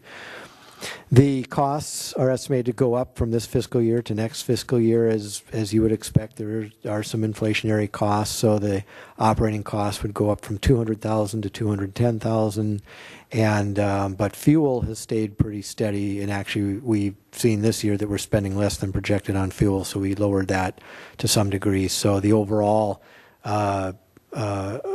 balance or expense for the trolley would go from $222,000 this year to $230,000 next year. With that, I'd be happy to answer any questions. Do we have questions? I have one more if you're thinking about it.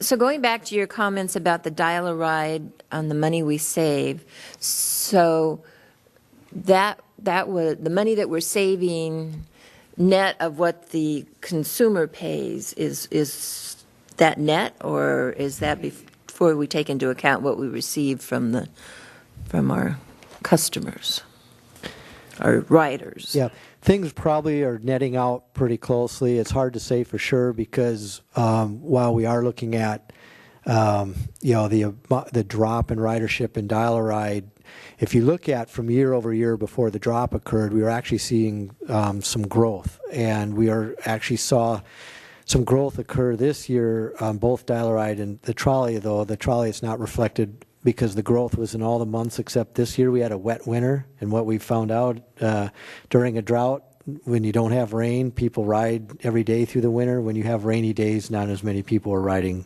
both dial-a-ride and the trolley. So we are seeing some increase. If you were to project that increase, there would actually be an even greater gap in cost for providing that additional dial-a-ride, and more likely, if we did not have the trolley, you would see our operating costs go up by more than $200,000, which would be greater than the operating costs for the trolley. So in essence, the trolley is probably saving money over what our operating costs would be without it. As far as revenue, we would have some fare revenue with the dial-a-ride. However, we do not get the community contributions for dial-a-ride. So the community contributions, in essence, offset the fare contributions. So my estimate would be that if we discontinue the trolley, we would in the end see a greater expense overall to the community. So the $50,000 that we receive from the university, et cetera, is more than what the riders were paying if they were using the dial-a-ride. I don't know for sure on that. It would probably be equivalent, possibly even a little bit less. But what I'm saying, and then when you factor in the higher costs for people shifting back to the dial-a-ride, the difference between those extra costs and the little bit of difference in revenue would net out a greater overall cost. Which makes sense because you're more on an individual basis instead of one trolley going down the road. Correct. My other question has to do with fiscal year 2017-18. So in the upcoming fiscal year, there is no contribution from the general fund. Yeah, again, the estimate is that there will be enough air quality mitigation fees collected in the next fiscal year to pay for the local share of this. And we know that, or we're just guessing, or because we thought that last time, didn't we? Yeah, I don't know why it didn't occur this year, but I think looking forward at what are known permits that will be coming in next year, we tend to estimate conservatively that there will be air quality fees collected. So I don't know if Mr. Klotzel, if you know any more on the projections behind that. No, not any other specific projections on air quality fees collected, and those are primarily collected through the development process is when they're collected through permitted projects. Okay. So we won't know till maybe mid-year then how we're doing. Okay. Those were my questions. Anybody else? Mr. Morgan, go ahead. Your average daily ridership, hit me again. I can't see the screen. You have to pardon me. So I can't even tell what's on there. Okay, so what I'm showing is annual ridership. Right. However, to put it on a daily basis, and I'll start with a dollar ride vehicle, or we call it ride density. How many rides per vehicle per hour? And a dollar ride vehicle on average is carrying 4 rides per hour. In fact, it was that criteria that we originally used when we started the trolley as a test to determine whether it was a successful program or not. And if you look at a typical day that we run the trolley, other than on the 2 weekend days with longer hours, we run 8 hours a day. 8 hours times 4 rides an hour is 32 trips. So we used, in round numbers, 30 trips on a daily basis would be something we would consider to be a successful amount of ridership. We have 200 trips a day on the trolley. 200? 200. So where we're looking at that 4 rides per hour with a dollar ride vehicle, we have 22 rides per hour on the trolley. So we're generating a lot more efficiency by having a lot more rides on one vehicle with the trolley than we would if we spread those rides out over multiple dollar ride vehicles. One more question. And what, because last year when we looked at this, or last time we looked at this, we were getting an increase in ridership of new college students living in town. Is that still continuing to occur? Yeah, again, we'll be looking, the university usually in the fall when they have the students come to campus, they really promote the use of the trolley as well as the Vista bus that connects to the trolley, and then they usually do a survey after that. So I think we've seen in past surveys about 25% of the ridership are university students. We'll learn from their next survey this coming fall whether that's changed or not. As we grow, as they grow, we grow, I guess you'd say, on the trolley. Okay. Okay. Mr. Tremblay. Yeah, I've got some questions. Thanks, Madam Mayor. So, Mr. Fox, in terms of looking at the budget that's given to us under the red folder, first question up, the FTA grant funds. Oh, good, it's up there on the board. The FTA grant funds of approximately $125,000 would, we believe, or staff believes, would go to about $140,000 for 17-18. So is it correct for me to think of those as representing somewhere around 62.5 to somewhere between 5/8 to 3/4 of the funds necessary or to actually continue with the program? I mean, the FTA funds are really providing the lion's share of the funding for the program, correct? That is correct. Do we expect any change in the near future, 3 to 5 year time horizon, relative to the availability of those FTA grant funds? No, and in fact, we receive, because of a unique circumstance that's occurred where Camarillo is its own designated recipient for those funds, we do not have to compete with other transit entities for those funds, and we receive more than we can use for operating or maintenance. By formula, we're allowed to be reimbursed 50% for our operating expenses and then 80% for our maintenance costs. And that's how much we receive, and that equates to about the $140,000, which, by the way, is the number that we each year apply through what's called a program of projects, and that's what we've applied for and been approved for through the program that the VCTC manages. So that's why we use the $140,000 for this coming year. We receive more funds than we can use for operating and maintenance, and so the remainder we can use for capital purchases, such as buying vehicles, and we purchase on average about 4 vehicles a year, usually 2 to replace old vehicles, and 2 more because we've been growing our system and we've needed more capacity. Even after we purchase the vehicles, which is an 80% reimbursement, we still have federal funds left over that have accumulated to, I think, a balance of around $2 million that we hope to use for a capital project to build an undercrossing at the Metrolink station. Metrolink also being transit, those funds are eligible for, those types of improvements as well. So right now we're receiving more money than we can use, and the projection is that will continue. If I recall correctly, in terms of my reading on this, though, first of all, let me just set this marker down. The trolley program itself, in my view, is worthwhile. You just look at that in terms of the ridership numbers. I think that kind of speaks for itself, and I think the benefits overall are there. I would like to see a greater level of contribution by businesses who are benefiting from the trolley, but I also understand that the chamber is not in a position to be able to force contributions. They can't force anything to occur, and I guess my understanding is that there is advertising revenue that's being utilized as the contribution, the revenue contribution source toward this program, right? That is correct, yes. As well, right, as well as from CSUCI, importantly. Correct. I guess if we didn't have the trolley, would it be fair to say that the city would be in an unmet needs type situation? That is correct. The VCTC has established guidelines, which I don't have in front of me tonight, but I can tell you the amount of ridership that the trolley carries would far exceed the guidelines the VCTC uses to determine if there's an unmet need. And so if we discontinue the trolley, we would then have to replace it with a fixed route bus, which essentially would cost about the same as what we're paying for the trolley. Just kind of an interesting statistic maybe to give you a sense of where we are today compared to historically with our transit system. When I first started at the city 27 years ago, our entire transit system carried 25,000 rides in 1 year. Mm-hmm. The trolley alone is carrying almost 3 times that much. So one vehicle is carrying 3 times what our entire system carried years ago. So the city was a third the size. So. No. The city was about 15,000 less in population. It's just we have been able to develop our transit system to be more accommodating, and we've generated a lot more interest in the system since it first ran. But just wanted to point out that clearly, this is a successful program carrying a lot more trips than it has historically. I guess, Madam Mayor, one of the facts here that's kind of compelling to me is that there really is a cost savings in this, or maybe a foregone cost, because you're not flipping people over to the dial-a-ride.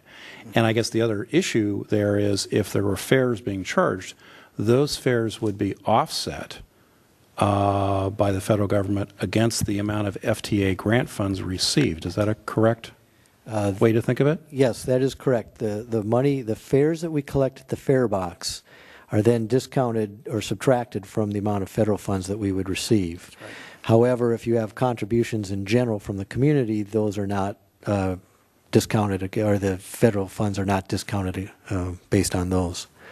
I'm not sure if I were starting over again to design an accounting system that I would do it exactly that way. But that said, to me, the value, I guess we could go with that one all night.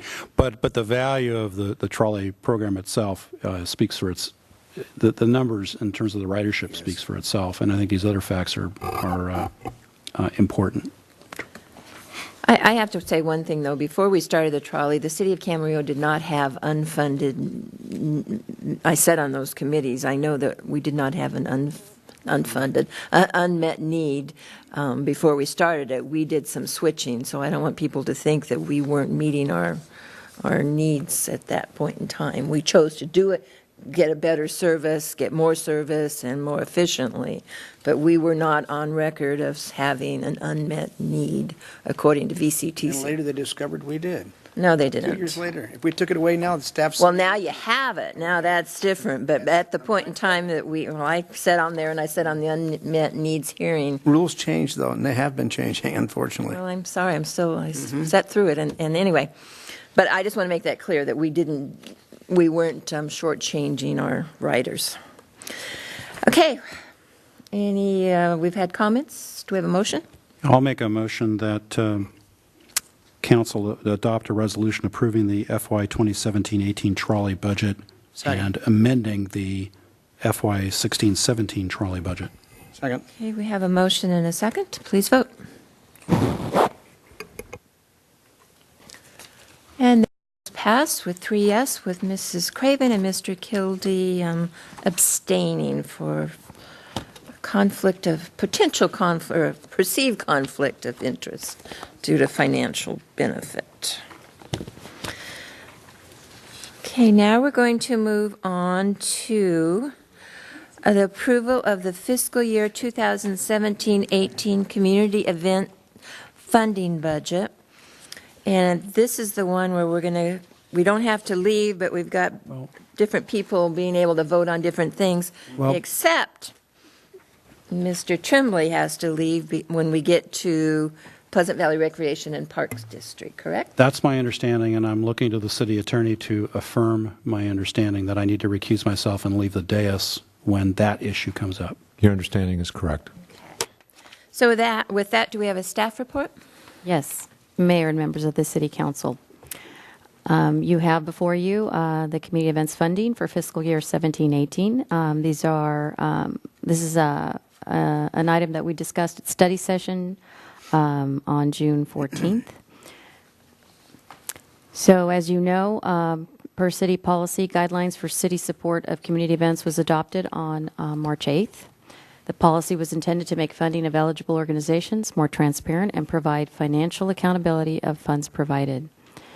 The policy includes language that city council members will not participate in review, discussion, or vote on proposed funding for any organizations on which they serve as a director or officer, but they may be present during review, discussion, and vote.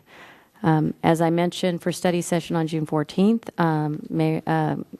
Mayor McDonald and Councilmember Morgan did not participate in funding discussions for the Arts Council. Councilmember Morgan did not participate in the Camarillo Fiesta Association funding discussions. And additionally, Councilmember Tremblay left the room for discussions related to the Parks and Rec, Pleasant Valley Parks and Rec discussions.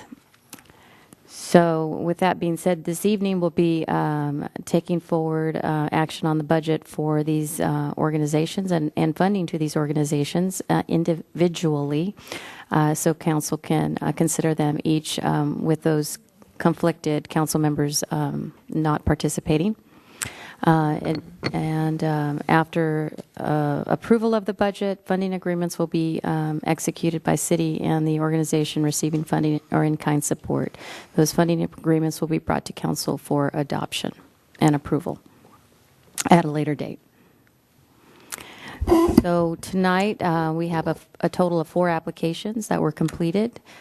These were all applications were from Camarillo-based organizations. 3 organizations have active 501c3 status. 1 organization is an independent special district under the State Public Resource Code of California. So the summary schedule reflected on the slide right now shows the funding that was allocated in 16-17 for each of these 4 organizations and the amount currently included in the 17-18 budget. And as I mentioned, we will be taking action or asking for action for each of these organizations one at a time. First, we would like to consider the funding for the concerts and movies in the park in the amount of $50,000 to the Arts Council in actual funding and for $5,200 for in-kind services. Before we do that, I'd like to ask the city attorney a question. We received an email today that brought up some questions that I would like to answer. Am I allowed to do that? No. I should probably elaborate. The reason being that this is an item that you are an officer, and are you also on the board? I'm not going to vote on it. I just wanted to answer the question. Right, I understand that, but I believe the policy provides that you are to not be involved in the review or discussion or the vote. I realize that, but I also filled out the grant application, and this is a question on that. I'm not going to participate in the discussion, but I just don't want to leave this hanging out there as my... Perhaps the city manager could respond to that question. How does he know the answer? Well, I suppose he could check on the answer. I don't know who he would talk to. Me? Well, all I know is what policy says. This is the policy. It says you can't participate in the discussion or the review. So if that means that basically if this is the item that's now before you, as I understand it, with respect to the Camarillo Arts Council, my answer would be that you cannot participate in the discussion. The review discussion, okay. But I can't provide information then. Okay. That would be participating. Okay. So are there any questions? Well, what we would need to do perhaps is to identify who on the council is an officer or director of the Camarillo Arts Council. I thought Mrs. Roca did that. I'm sorry, did I miss that? You just said who we did it in the study session. I mentioned the study session. Oh, I thought not you, the okay. cities. You can't vote on this either. Yes, I can. I'm not an officer. You're on the board. It says officer or director. And on the board. You're a director? Director. I am not a director. Well, if you don't want to be, you don't have to be, but you are. No, yeah, I am on yours. Yes, I am. Can't do it.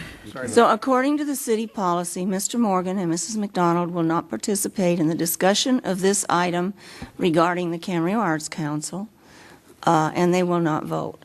But they can remain here while the rest of us vote. So are there any questions on the report? No. No? Okay. I'm looking at Mr. Tremblay. No. Madam Yes, Vice Mayor, Mayor in this. we switched. I'd like to make a motion that we approve the FY 17-18 community event funding for the Camarillo Arts Council in the amount of $55,200 to be included in the city's general fund budget.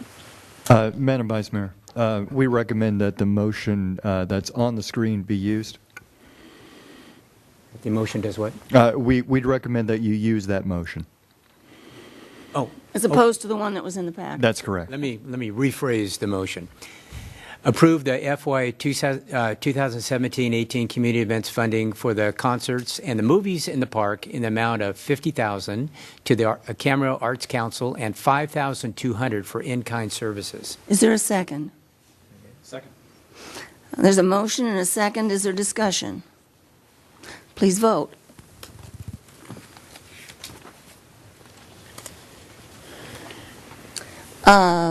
Motion carries with 3, Mrs. McDonald and Mr. Morgan abstaining because of our policy. Thank you very much. We move on to the next event funding. And I have to say, this is for funding an event, not for just issuing grants to organizations. This one is for funding for the Camarillo Fiesta. Do we have any questions on this one? My advice on that would be, I know that perhaps the finance director made a comment on it, but is that it be identified as to which council members are officers or directors of the Camarillo Fiesta I do that Association. before we voted, but I can certainly do that now. Mr. Morgan will have to abstain from participating in this item. I have a few questions. It was my understanding when these applications went out that they were supposed to be completed in total, and I noticed some of them aren't. Did you send back to them and ask further questions?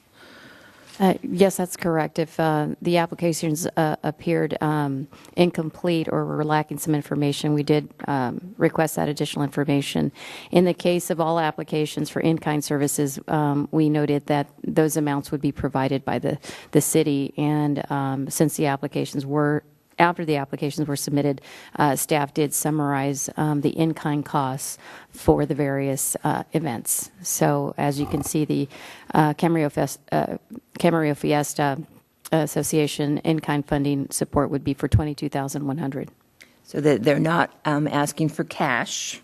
They are not asking for But then cash. under their question number 2, provide a brief explanation of the use of the requested grant funds. Please include event frequency or as the series of weekly events. And it says the grant funds requested will be to support the events requirements once a year in the month of July. Funding received will be used as capital for the Camarillo Fiesta and Street Fair and can be used to cover expenses incurred by the Camarillo Fiesta Association. The funds will primarily be used for the operation of the association. I'm assuming that doesn't apply. That's correct. So in this case, they shouldn't have answered that question that way. I just don't want the public to think I can't talk to him, that they're getting cash, that they're getting in-kind. That would lead someone to believe they were getting cash. And then you go over to the next page, and it asks the total number of Camarillo residents served, and it says NA, meaning none, and I don't believe that would be true either. No, that would not be true. And do we know how many that is? Council member, we, no, there is not a gate count for the Fiesta. However, the event does draw upwards of 30,000 people over the 4 days in which it's held. And I bring that up, and I'm going to say it again when we get over to the Christmas parade, and their answer was the entire community. So perhaps we need to change our I'm going to call it an application, but our reporting so that it's clearer what we're talking about. Because all of these items are open to the entire community. That wouldn't be your answer, how many people actually attend. So that was my question on the Camarillo Fiesta. Do we have any others? No. And I have to also say this is the first year we've done this, so it's going to take us a while to make sure we get the process down and get it working right. But we'll work through it. It's a good thing. Your Honor, I'll approve a FY 2017 community event funding for the Camarillo Fiesta in the amount of $22,100 for an in-kind services. Second. We have a motion and a second. Any further discussion? Not, please vote. I almost want to vote. And that does pass with 4 yes, Mr. Morgan abstaining. Next, we move on to the community event funding to the Pleasant Valley Recreation and Park District for the annual Christmas parade. And Mr. Tremblay is leaving. I don't recall what your prior comment was, Councilmember Tremblay, but maybe we could confirm it just right at this point. You are recusing yourself, and can you state the reason, please? Attributable to a financial conflict of interest under the Political Reform Act regulations, in that I formerly, prior to going on the council, represented Pleasant Valley Recreation and Park District, and my firm derived income from that client with whom I worked. So based on advice of council, I am recusing myself, and it's up through 1 year, I believe. That is correct. Thank you. Thank you.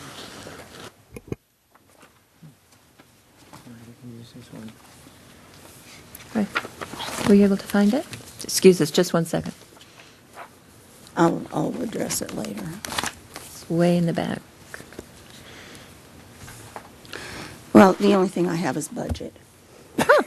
Mrs. Craven seems to be missing that piece of the The whole section. section there.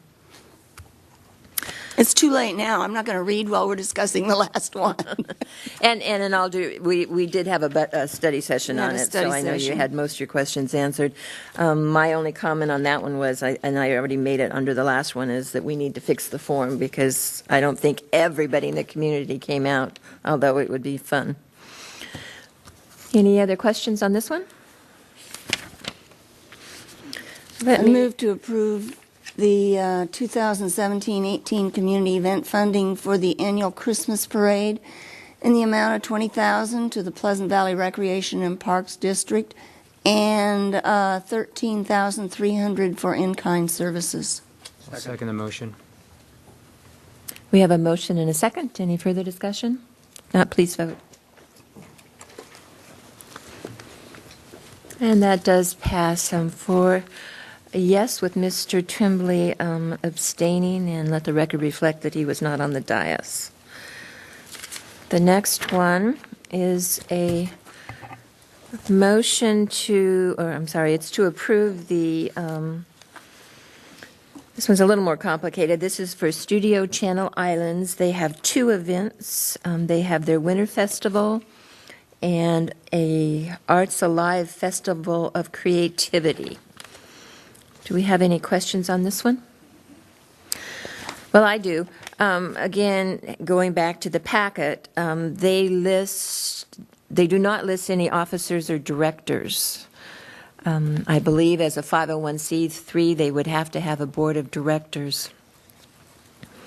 So in that regard, this application would not be I complete. thought that during the study session, they did. I don't have what's in the packet, but I thought that during I was a little surprised, too. what we looked at during the study session, I thought did have all of them, including their home addresses, which I thought was strange. I don't know what happened, but it's not in the packet. Home addresses were strange, too. 'cause Yeah, you don't want to ever do that, no. Well, but that's what I saw during the study session. But that's not what it's in our agenda packet, It- so.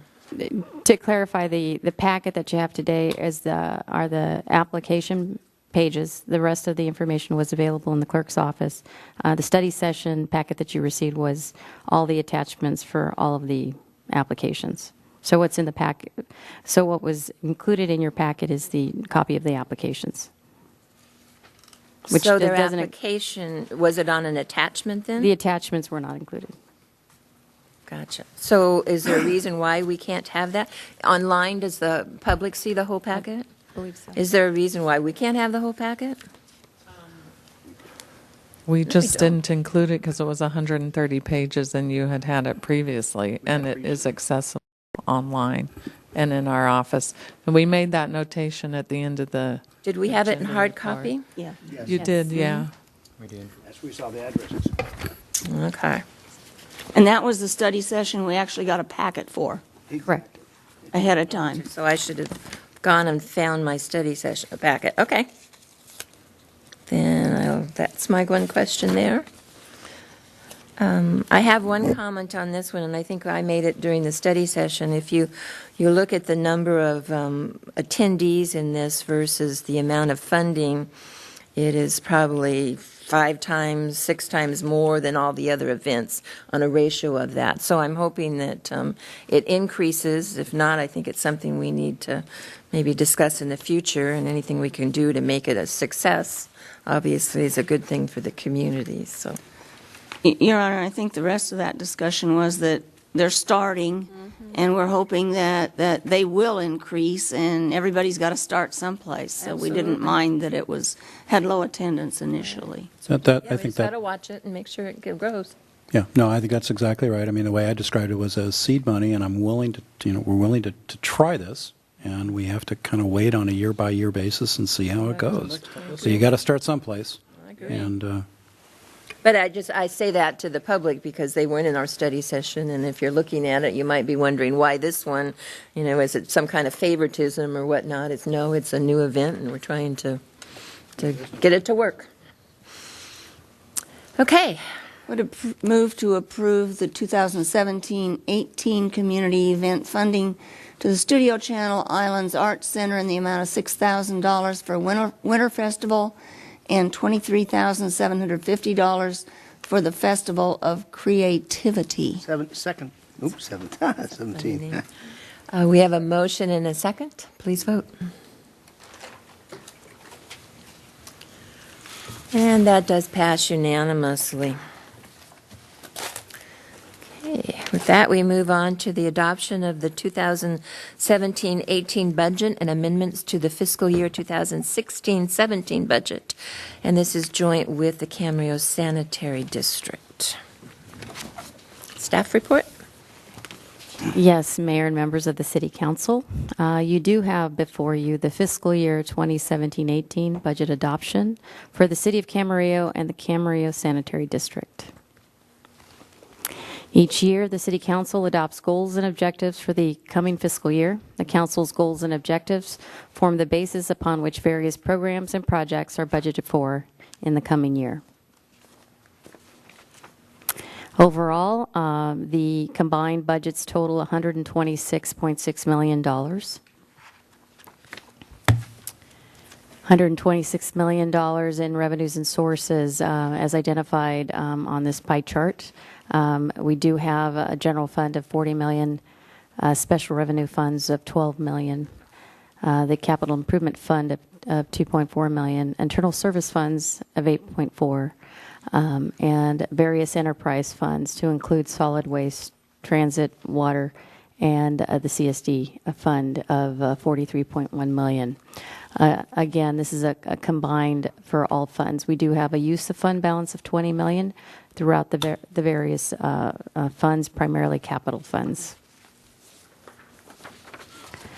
The expenditures of $126.6 million. We have a general fund of $35.6 million. That excludes the $3.7 of operating transfers included in the various other fund types. Special revenue funds of $11.8 million. Capital improvement funds of $21.4 million.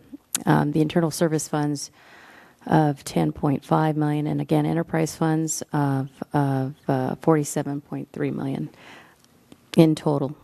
We will first cover the general fund in particular here. $39.9 million of budgeted expenditures and transfers.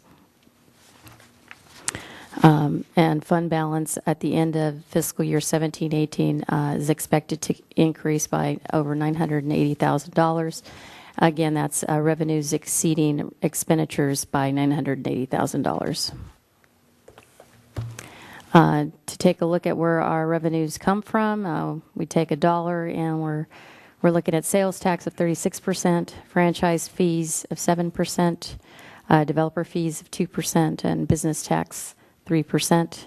Property tax at 34%, transient occupancy tax or hotel tax of 7%, and building permit revenue of 4%, and various other revenues of 7%.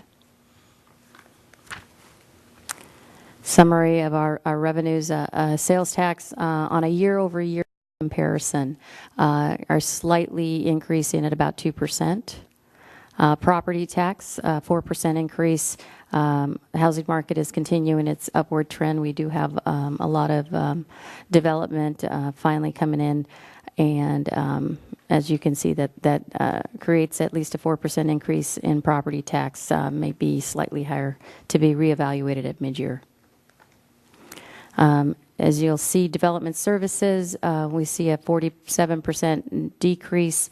That's primarily as development activity moves from the planning stages to the building phase. Again, we will reevaluate these revenues at mid-year, and that's $40.3 million in revenues. So where does the money go? Our expenditures, you can see that we have city administration at 10%, community support at 1%, finance 4%, public works at 12%, administrative services at 12%, community development 10%, police services at 50%, and non-departmental at less than 1%. By department, on a year-over-year comparison, we have city administration. We see some increases for legal costs and internal service fund allocations. Administrative services, there is a decrease for library operations. That's primarily the result of the young adult center upgrades that were budgeted in 16-17, not budgeted in 17-18. So there's an $800,000 adjustment to the budget for that. Police services reflects a 4% increase. Included in the 17-18 budget, we do have a new sworn officer and one report writer. Public Works, there's a 32% increase. That's primarily as a result of moving the traffic and signal maintenance cost from the gas tax fund to the general fund. Operating transfers, there's a reduction of $6.2 million. That's as a result of one-time transfers for SIBA fees that were collected in the general fund and now have been separated and segregated into a special revenue fund. So that was an adjustment of $4.3 million. We also had the elimination of a transfer to the transit fund, which was replaced by the AQMD monies in 17-18. And there's a reduction in transfers to the gas tax fund as a result of new SB1 monies.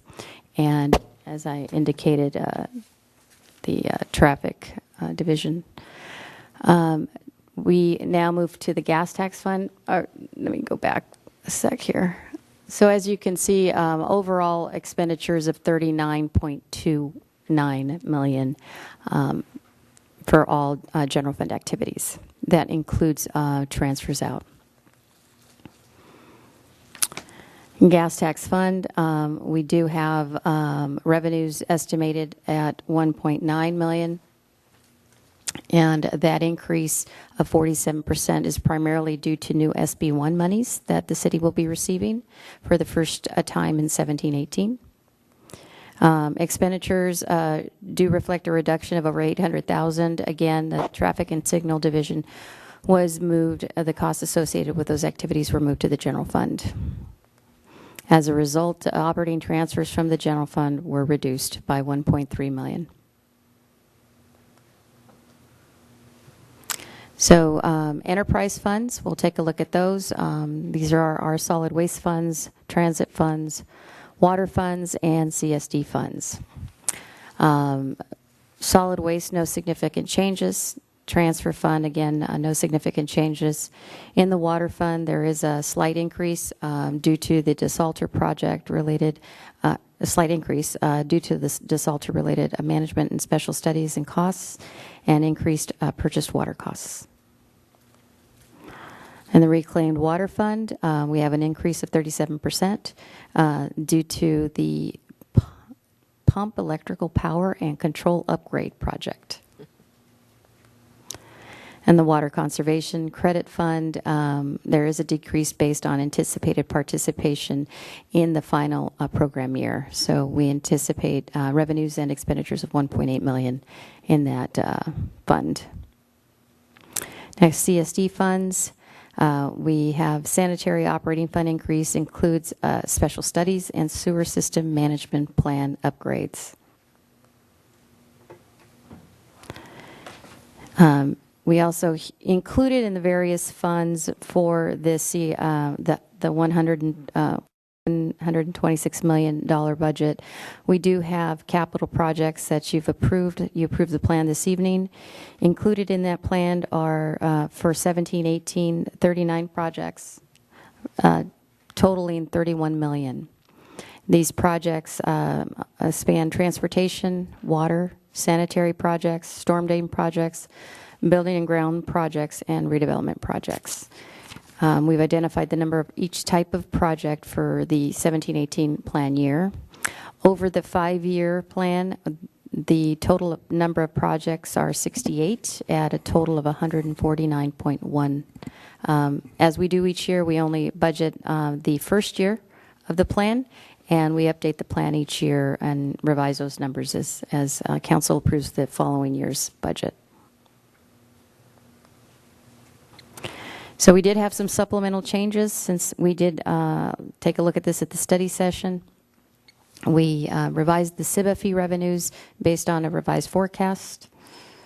We made some adjustments to expenditures. One adjustment was for land purchase that was funded in the Camarillo Corridor Project Fund, but previously reflected in the Low Mod Income Housing Asset Fund. The funding for the City Hall facility landscaping improvement project was omitted in the study session packet, so we've added it back in, and we have programmed the use of all of that $482 left in the Water Conservation Credit Rebate Fund. And then as transfers goes, we did include a transfer to the transit fund from the general fund to for that, and that represents the matching funds for the Quiet Railroad Capital Project. And as I mentioned earlier, the SIBA fee transfers to the Camarillo Corridor Projects funds are reduced based on the revised revenue forecast, as you can see.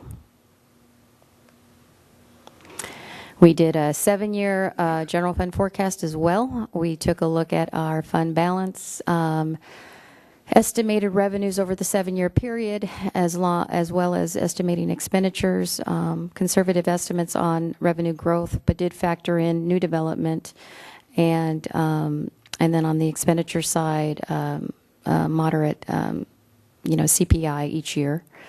Doing so, we can see that our net available fund balance, or the unassigned fund balance, does decrease slightly, but overall the city is still in a very healthy position fund balance wise in the 7-year forecast.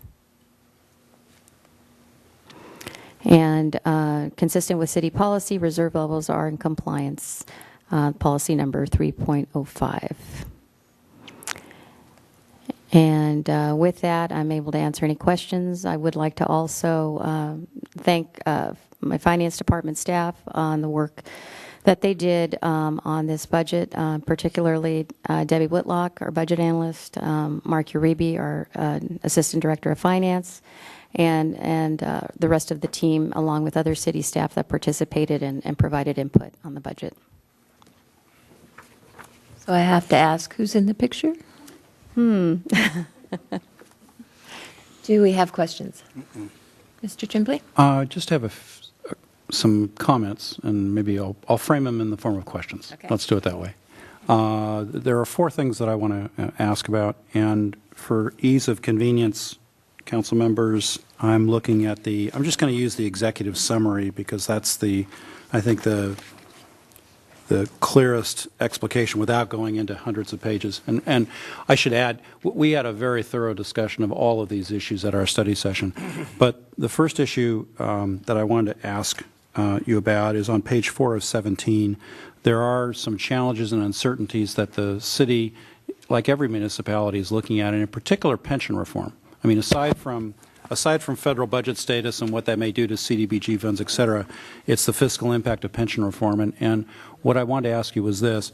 The summary indicates that because CalPERS has decreased its discount rate from 7.5 down to 7% over the next 3 years, and the unfunded liability has to be scheduled to be paid over 20 years, the executive summary indicates, and the notes to the budget indicate, that those assumption changes will impact the city's PERS employer contribution rate beginning in FY 2018-2019. Could you explain briefly how it's going to impact the city's rate? I don't have the figures in front of me, but the rate will be increasing, and those rates were factored into that 7 forecast. Are you looking for the actual rate increase? I don't know that I need to know. I just would just in terms of painting the picture as to the significance. The city's PERS costs are going to increase starting in that year and gradually increase. So we're not going to see it, the increase all at once, but the rates will be gradually increasing. And for this city, that will affect the general fund, the water fund, and the sewer fund, and the enterprise fund. So the costs that the city sees will be spread over primarily those 3 operations. Okay. The second question, if I may, second out of 4, is on page 6 of 17, or big number 9, I guess, in our packet in the executive summary, and it's with regard to sales tax. I know that we have discussed this a lot at our study session in terms of because sales tax is such a significant portion of our revenue. We, of course, are concerned about the advent and the increase in online sales and ultimately what will happen from a retail sales standpoint and what that long-term trend is, due to the progress of online sales. Can you just give us a 15-second nutshell? I don't know that I could do it in 15 seconds, but how we track that, how we know what sales taxes are coming in. We actually, we have a consulting firm that we use, HDL companies. They provide sales tax analysis by business, in effect, each quarter that the city receives. So the city on a quarterly basis receives reports, and we can trend and take a look at how those businesses are doing, from even businesses that are closing, businesses that are coming online. So, and they also assist us with forecasting. So if we know we have commercial properties being developed with retail centers, we can get pretty good estimates from them on what that will result in sales tax-wise. So, and then we get information, again, from them on the impact of online sales to our sales tax figures. So sales tax, as you can see, with a 2% increase is pretty much leveling off. We still have retail predicted in the next few years because of development that we have going on. So we still might see some increases as a result of that. But the consensus general overall is that online sales will affect and impact brick and mortar retail sales. And it's something we have to pay attention to in the long term. Correct. I follow that a little bit. You did say that you mentioned both the new shopping center there at Springville and the other side that's going to also create more jobs and more revenue. Is that included in this saying we're leveling off, or is that not giving? Well, not in 17-18, we're leveling off. But when we look at our 7-year forecast, we do look at any new retail coming on board, and to some degree, I can provide the square footage information to our consultants, and they can give me conservative sales tax figures related to that. So we should still be in okay position, though, with the added, especially added stuff. Right. I think we show on the 7-year forecast sales tax increasing in 18-19 and 19-20 for that retail coming online. Third topic that I want to ask you about, and it's on page 7 of 17 of the executive summary, or on our big page 10, and I think it's probably the most important page in the summary, in the sense that it's showing the primary changes to the city's operating expenditures for fiscal year 17-18.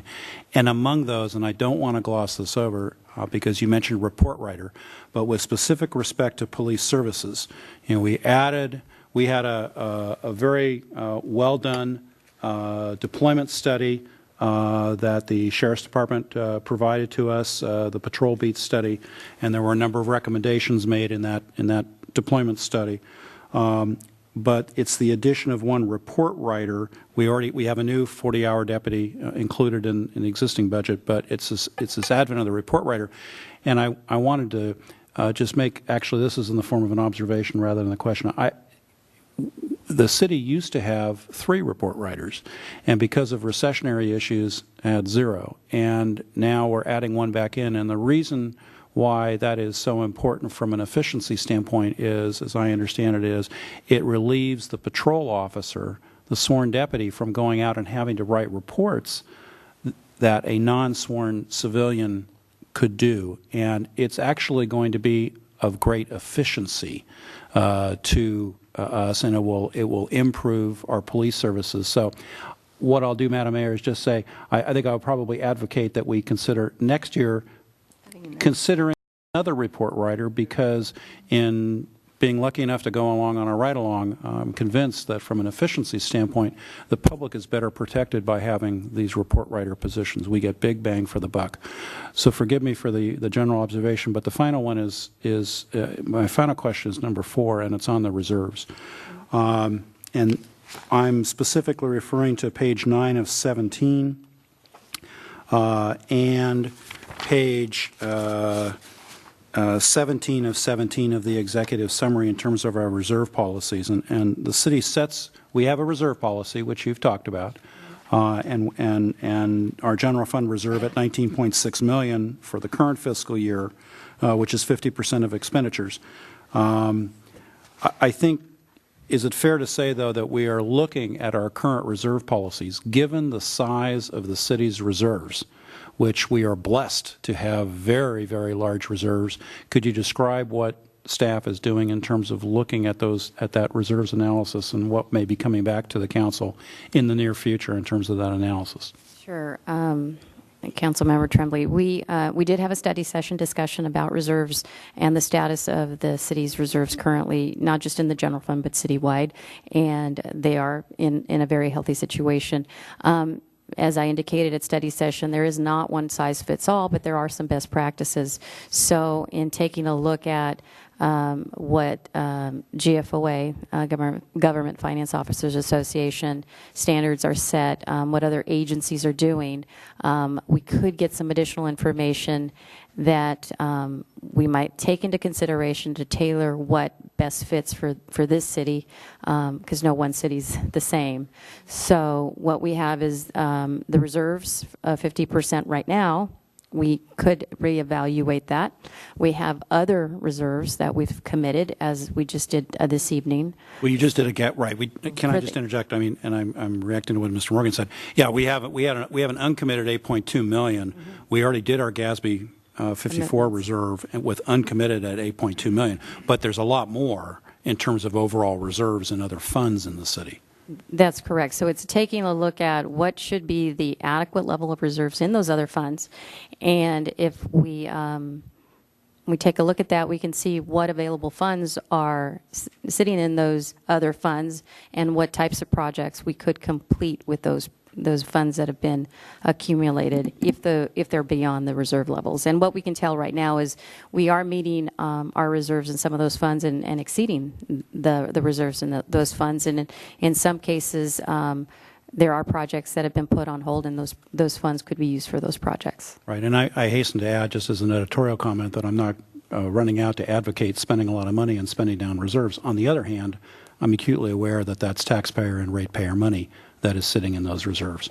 So it's a balancing act, and I'm glad that the council will be looking at a reserves analysis in the near future. So yes, we would be coming back at some point with additional information, and then as I mentioned as well, we're in the middle of a study for water and sewer rates, and we're going to take a look at reserves as it relates to those rates, because as you mentioned, those are our ratepayers' monies, and so we'll want to make sure that those reserves are adequate, and we will be looking to the consultant to provide us with some industry practices and best practices with regard to those funds in particular, and to ensure that we're meeting our reserves for operations, but also meeting reserves required for future capital improvements for those water and sewer activities. Right. Thank you. Are you finished? Just a little bit on that one, because I look ahead and say, I hear these problems about potential pension reforms and all, and seeing what we're going to face in the future before we start taking those down too fast. It'd be kind of fun, not fun, but educational to see what they do to us in the next 2 years. That's correct. And we're safe when other cities aren't. Well, in addition to looking at reserves, again, doing a 7-year forecast, very, very important, because you're looking ahead, and you don't want to make decisions on reserves now that could impact you on that forecast. Absolutely. And if you're going to look at that, and if we were to talk about changing our reserve policy, then I would say we also need to change how we budget for our capital improvement projects, because much of that is we budget for 1 year, but we've been accumulating funds in order to do those, so you can't do one without the other. That's a worthwhile discussion. Yeah. And I just have to comment that going through the recession, while we lost some report writers, we made it through the recession pretty unscathed, because we were prepared, and that's an important piece of the puzzle. Thank you. Any other questions? Mr. Kildee. I have a question and kind of a comment that it seems to me this time is one of the first times that, and correct me if I'm wrong, that I've seen the sales tax and the property tax as a percentage be really close to one another. They are. And what that tells me is that the property values are rising, and they're coming in and reassessing that. Sales tax is rising, but at a smaller rate.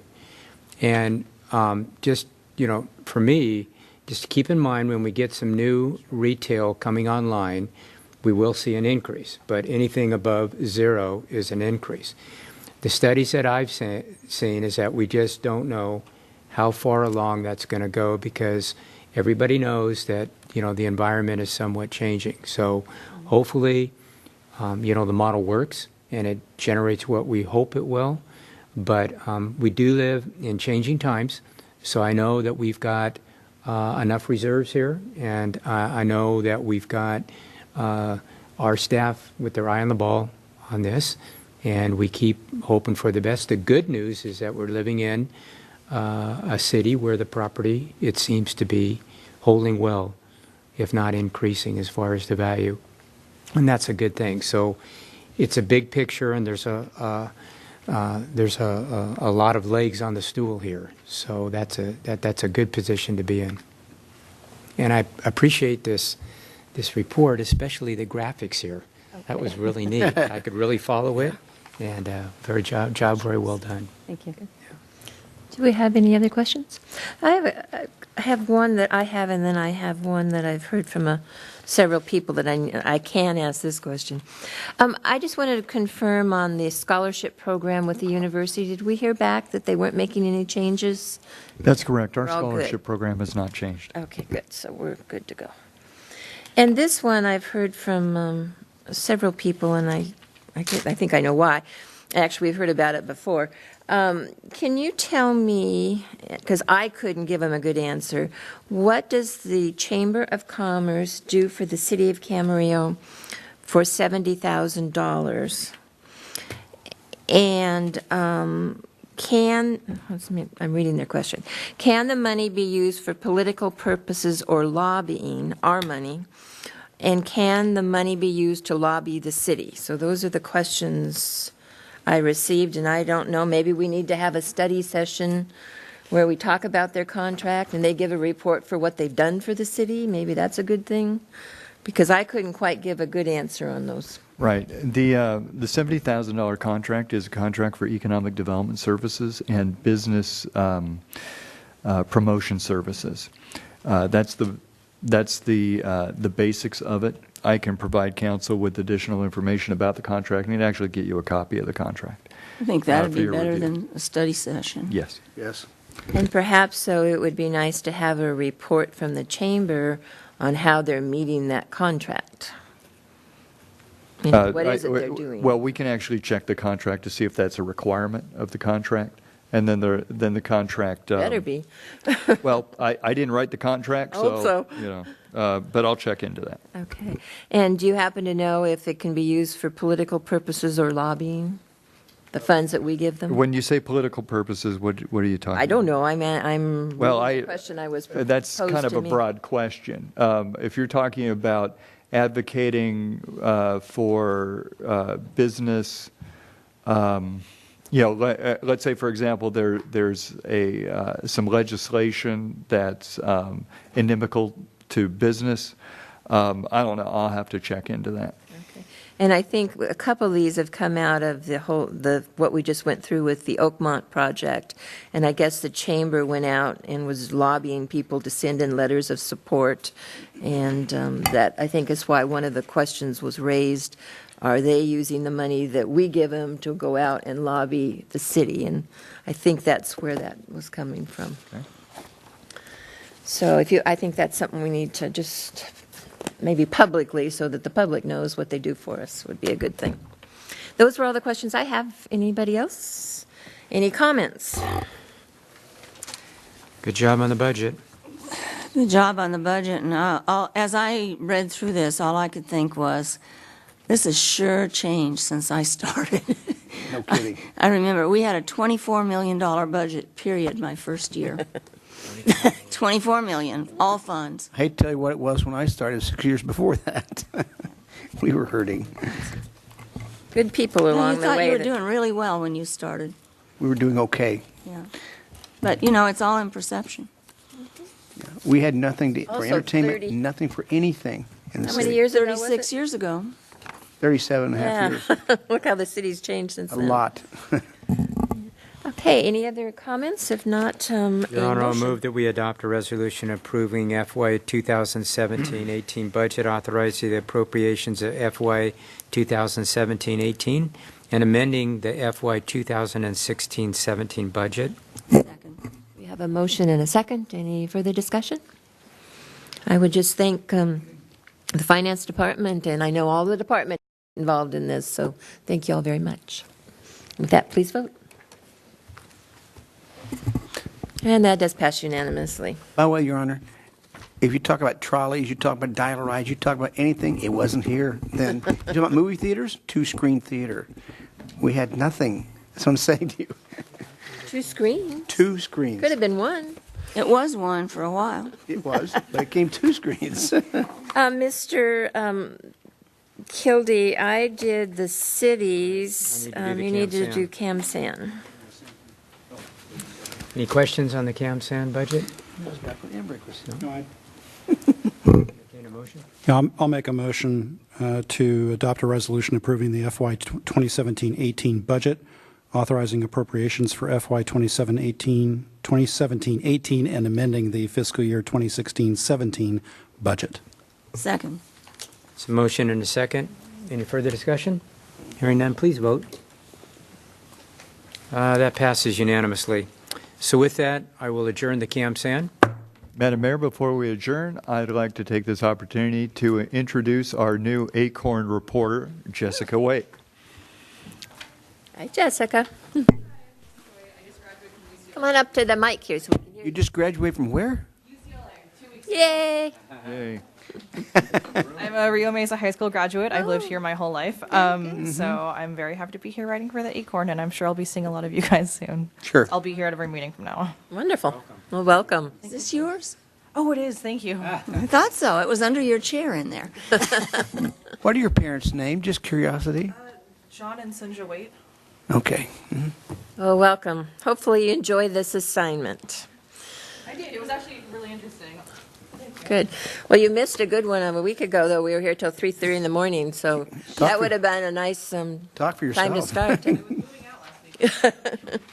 But congratulations on graduating and working here in Camarillo. Thank you. So with that, if there's nothing else, we are adjourned.